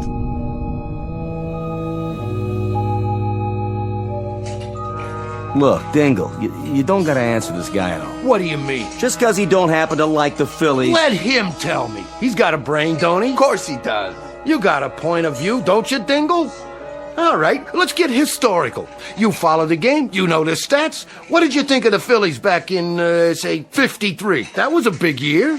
The Phillies in 1953? That's right. You tell me, for example, if you think Robin Roberts was one half the pitcher that Labine was that year. Oh, here we go again. Well, of the two, I'd be inclined to take Roberts. You heard the man. Buddy, why all the time you gotta fight me? Now let's run through this one more time. You say that Robin Roberts had more stuff than Clem Labine? To be perfectly honest and candid, as to the two men, as good as they both were, all things being equal... So come on already. Hey, let the man talk. Who do you pick? Roberts? Oh! I'm telling you guys for the last time, you pull any more rough stuff around here and I ain't gonna let you in that front door. Now look what you've done to this poor little fella. He's coming around. How do you feel, Dingle? Clem Labine was definitely superior. You see? All I'm doing is helping him see things clear. What was that? What was what? I don't know, but I definitely felt something for a second just then. How you doing? You all right? Definitely Clem Labine. All the same, I think you better go on home. Well, if you insist. But I feel quite well. Quite remarkably well, in point of fact. Here's your vacuum. Oh, very kind of you, but I can carry it. Dingle, do you mind, a word of advice? Oh, no, not at all. Look, there's some guys in this world that are, they're going to get punched in the nose no matter who they pick in a ball game, or who they vote for, or the color of the tie they put on in the morning. I quite agree, O'Toole, though I've always thought polka dots were quite stylish, personally. Yeah, well, look, you're one of those guys, Dingle. So, you know what I think you ought to do from now on? Don't talk. Just nod. If a guy asks you who you like in the third race, you just smile at him. Okay. If somebody asks you who you're voting for, you just nod. Okay. And if you're sitting in the bleachers for a doubleheader and you hear some guy yelling for the Dodgers, you don't go yelling for the Pirates. You just leave your seat and you go get a hot dog. You understand, Dingle? I believe so. Word to the wise and so forth, huh? Very considerate of you, Mr. O'Toole. I'll definitely give the concept further thought. Yeah. What's the matter? Well, that's odd. What is? I feel so funny. Funny how? Oh, nothing. I'm sure I'm fine now, but for a moment there, it was as if something passed over me or through me, and I heard a high-pitched sound. Very odd. Did anyone else hear it? I can't say as I did. What's he talking about now? Oh, well. No, what do you suppose caused that? Caused what? Well, this vacuum cleaner feels light as a feather. Not that the machine isn't light. It happens to be one of the lightest on the market. Oh, give me a break. No, it's a handy-dandy Jim Cracker A1 piece of merchandise, guaranteed to lighten the labor and lengthen the life of that wonderful partner in the American home, the housewife. But I've never noticed it was this light. Hey, see you, Dingle.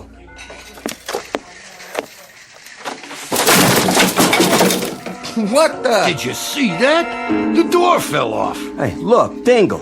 I mean, with all your faults, despite the fact that you cost me in Band-Aids what I normally would have to put out for the water bill, you've always been a nice type fella who never gave me no trouble. But why all of a sudden do you have to go wrecking my front door? Oh, believe me, Mr. O'Toole, I am mystified. I am absolutely mystified. The door just seemed to come off its hinges when I grasped the knob very lightly in my hand, my right hand. Well, I'll just set it here against the wall, and you can do whatever you need to make it better again.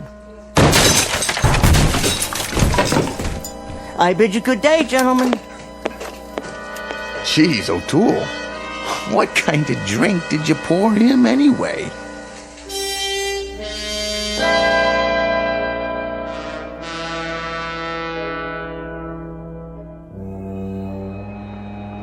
Look it, there's that dweeb again. Boys? Hey, mister, why'd you come back, huh? I told you my dad would sock you in the jaw, and he did. Yeah, you're really asking for it. Quite right. Only this time, I'm not going to Yancey Street, merely to that park bench to sit in the sun and collect my thoughts. He talks funny. I got an idea. Give me the ball. You're gonna throw it at him? Yeah, knock his dumb head off. Bet you can't do it. Watch this. Oh, jeez. No, boys. That's not the best of all possible manners, is it? Pretty funny. Go peddle your vacuum cleaners, you creep, and throw the ball back. Think you can catch it? He can't even throw it. Oh, is that so? All right. Go back for a pass. Sure. Let me see now. How does one grip a football? Yes, I think I've got it. Ready? Here goes. Whoa, look at it go! Right at that building. It's gonna hit the window. Here's your lunch, Arthur. You want some soup with it? Just let me read my paper here, okay, Lydia? I gotta go back to work. You're always at work. Don't you like being home no more? Too hot. The air conditioner don't work. If you'd tell the super to fix it.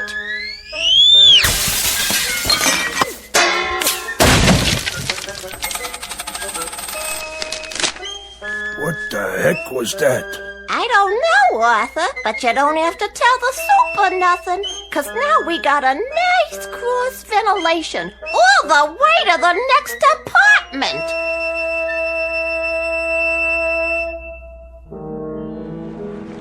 Hey, mister, where'd you learn to throw a ball like that? I really don't know. I don't know what's happening to me. What in the world is happening to me? Get those kids! Down there! They broke my window!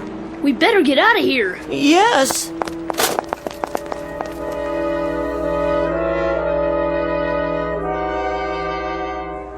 Out of the street! A taxi! Over here! Where to? I don't care. Anywhere. I'm in a hurry. Well, get in, pal. Oh yes, of course. Hey, you tore my back door off. What'd you do that for? Oh, believe me, this is as much a mystery to me as it is to you. I'll leave it right here so you can fix it. Now, how am I gonna do that?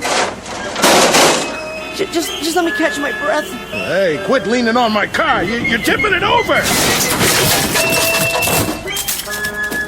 Help! Somebody get me out of here! Oh, dear me. You're pinned under the steering wheel, aren't you? Give me a second. There. You can get out now. Did you see that? He lifted the car and turned it over. With one hand! I can't believe my eyes. Most amazing thing I ever saw. Who is he? He's a hero. What's your name? No name. I'm nobody. Nobody at all.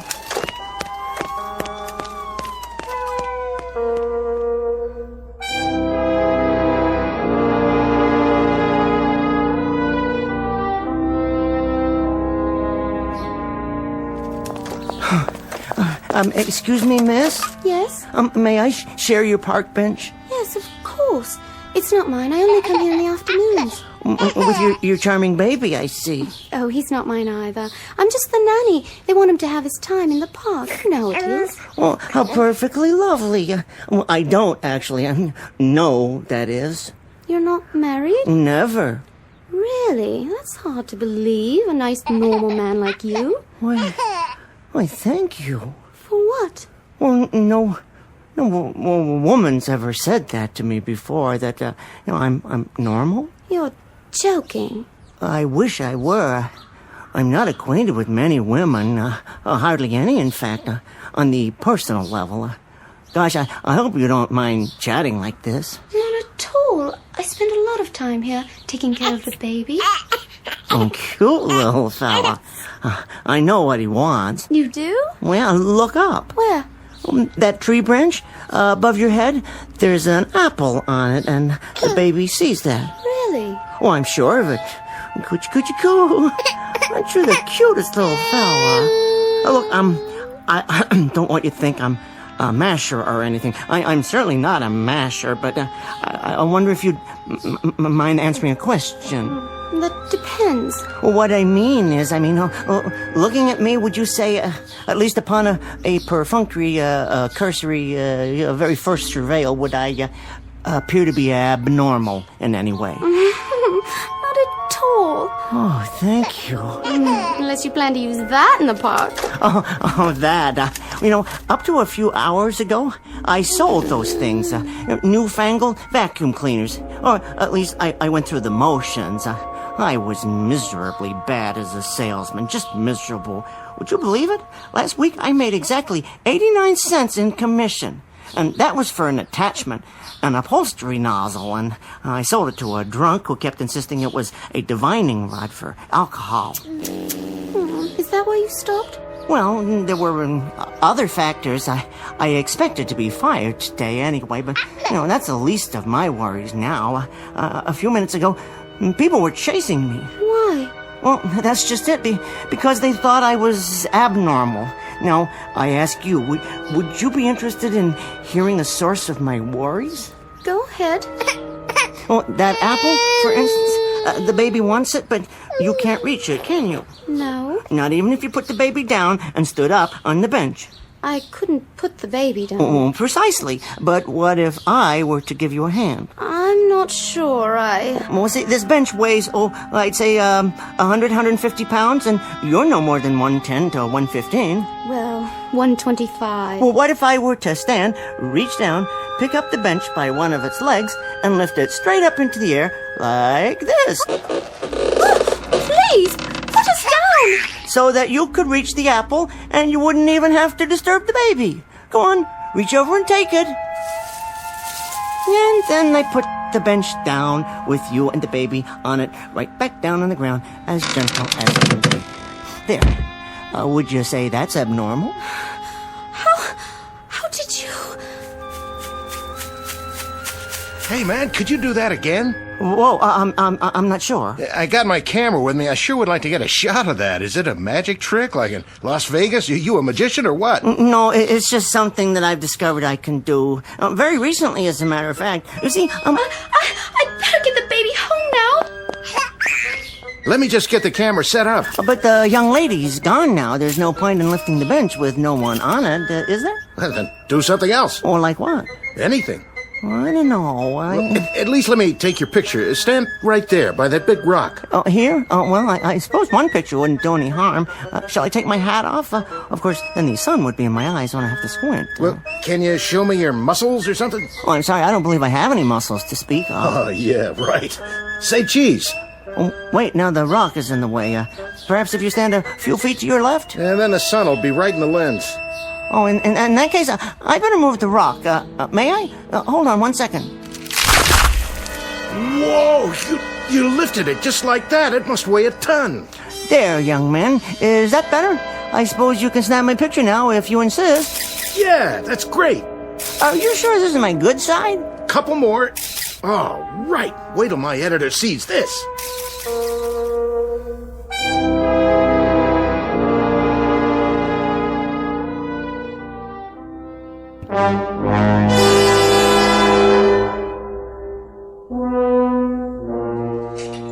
For the love of Mike, did you see this? What do you got there, Callahan? It's Dingle on the front page of the Daily Bulletin. Let me see that.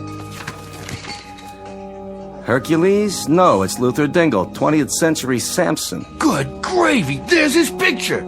Picking up a giant rock. You mean this is our Dingle? None other, by the looks of it. And this is where I spend my afternoons, when I'm not working, of course. Dingle, my old pal. Hey, have a seat, buddy boy. Mr. Luther Dingle in his favorite neighborhood pub. A regular guy who leads a regular life when he's not busy performing miracles. This is Jason Abernathy, and I'm here to bring you the full story on my eyeball news report. So, who wants a drink? Step right up. Are you his friend? What's he really like? What was his first feat of strength? Did you always know he was special? What's his secret? Well, now, Mr. Dingle, Luther, is my #1 customer.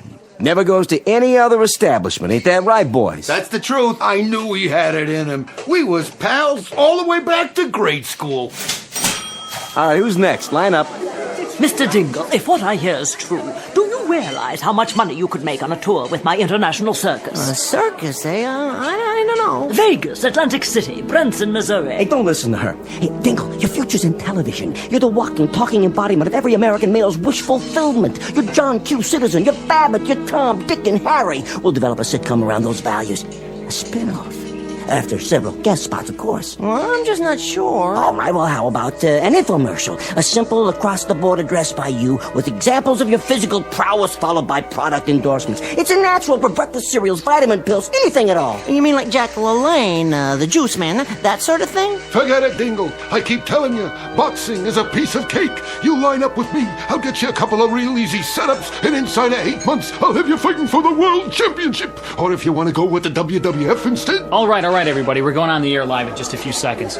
Would the people around Mr. Dingle get out of the way, please? I don't want to. Okay, on the air in 4, 3, 2, 1, and... Hello, friends. Jason Abernathy here. Our unusual subject today is Mr. Luther Dingle, who, if what actual onlookers say is true, is the world's strongest man. Oh, well, I know. Mr. Dingle, would you give us an example of this fantastic, allegedly fantastic strength of yours? Well, I'd be happy to. Mr. O'Toole, is it all right? You know, the thing we discussed? What, are you kidding? I ain't done this much business since, well, I don't know when. Be my guest, Dingle. Well... Yes? I'll start off with something simple. See this wall? Solid plaster. Supported, I believe, by wooden studs. I'll make a small X with my finger here, and...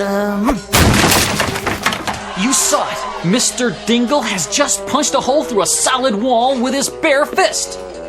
Now, for my second demonstration... Oh dear, let me see.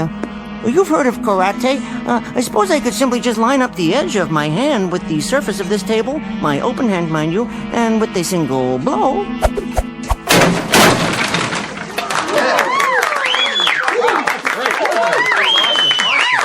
Fantastic. That's amazing! Would you call it mind over matter, Mr. Dingle? Oh, no, I'd call it an example of matter over matter. You see, it doesn't matter what's on my mind, even if it's nothing at all.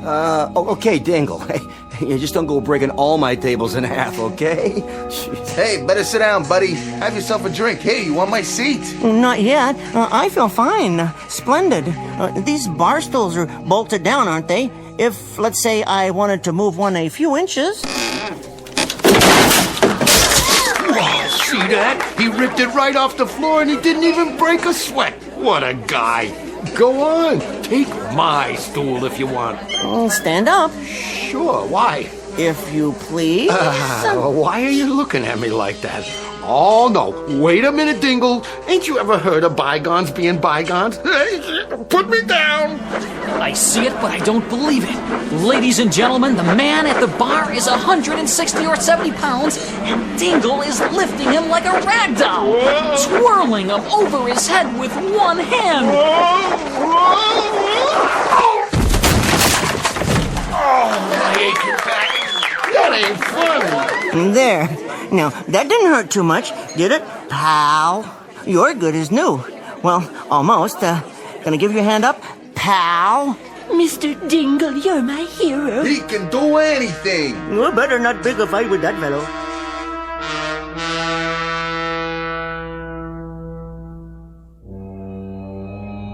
Had enough? Most inferior. We give him the strength of 300 men, and he uses it for petty exhibitions. What shall we do about it? Give him 20 or 30 seconds more, and then remove the power. Excellent. Then I think we'd best be off. 3 more planets on the itinerary. One is particularly interesting. Contains only females. Set the ray for cancellation. Check.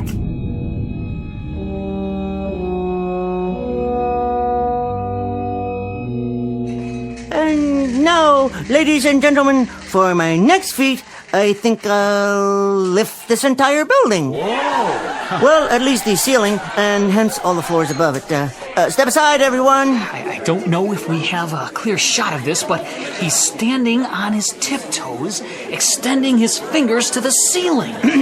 Here we go.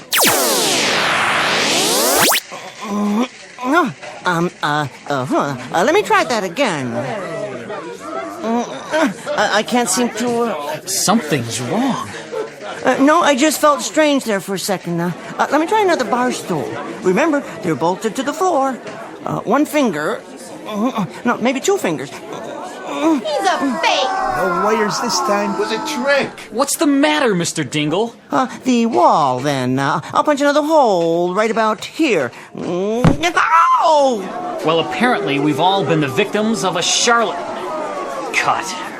Are we still alive? Come on, let's get out of here. That was a trick, that's all. Just some guy looking to get his picture in the paper.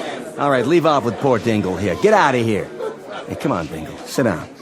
I'll get you some iodine for those knuckles. Ladies and gentlemen, you have the station's apologies. We didn't realize that these were merely stage illusions. And, okay, we're off the air. That's a wrap. Off the air for good, I think. Let's go. So long, Samson.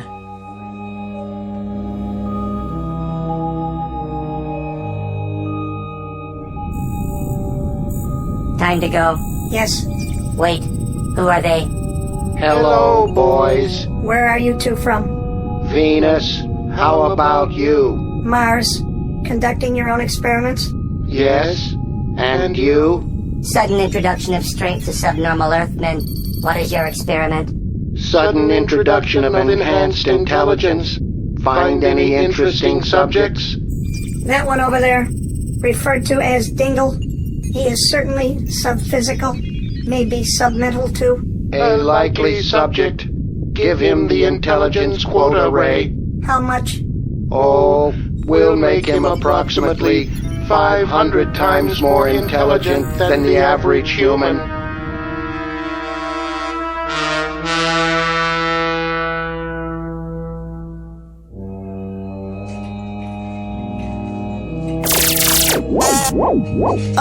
What was that? Hey, Dingle, who do you like in the doubleheader tonight? Well, in this case, the laws of probability are interspersed with the finagling laws of chance, so through a process of calculus and a subdivision of grapple-based physical motivating and divisional annotating, in this case, of course, using the 2 X factors as represented by the teams, the final score must of necessity be 5-3 Milwaukee in the opener, 6-0 Dodgers in the nightcap. Yeah, what did he say? Search me, Callahan. Let's have another drink. It's on the house.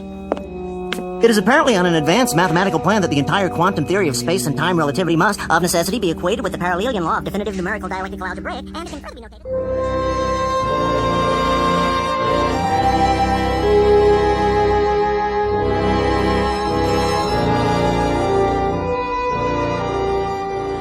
Exit Mr. Luther Dingle, former vacuum cleaner salesman, strongest man on Earth, and now mental giant. These latter powers will very likely be eliminated before too long. But Mr. Dingle has an appeal to extraterrestrial note-takers as well as to frustrated and insolvent bet losers. Offhand, I'd say that he's in for a great many extremely odd periods, simply because there are so many inhabited planets to send down observers, and also because, of course, Mr. Dingle lives his life with one foot planted firmly in the Twilight Zone.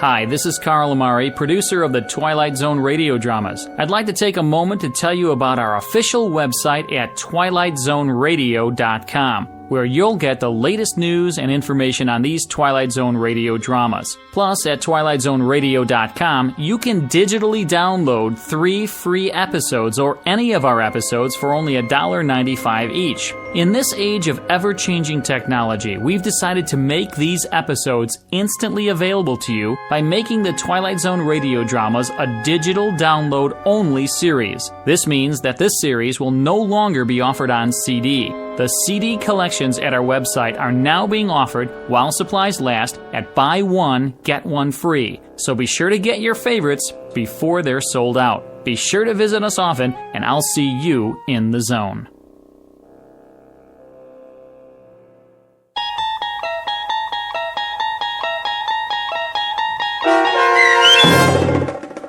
Mr. Dingle the Strong, starring Tim Kazurinsky, with Stacy Keach as your narrator, was adapted for radio by Dennis Etchison and based on a script by Rod Serling.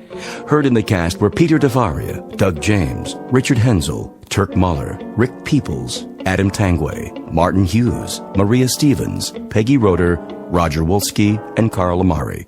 To learn more about the Twilight Zone radio dramas and to obtain audio cassettes and CDs of these programs, visit our website at twilightzoneradio.com. This copyrighted series is produced and directed by Carl Amari and Roger Wolski for Falcon Picture Group. Doug James speaking.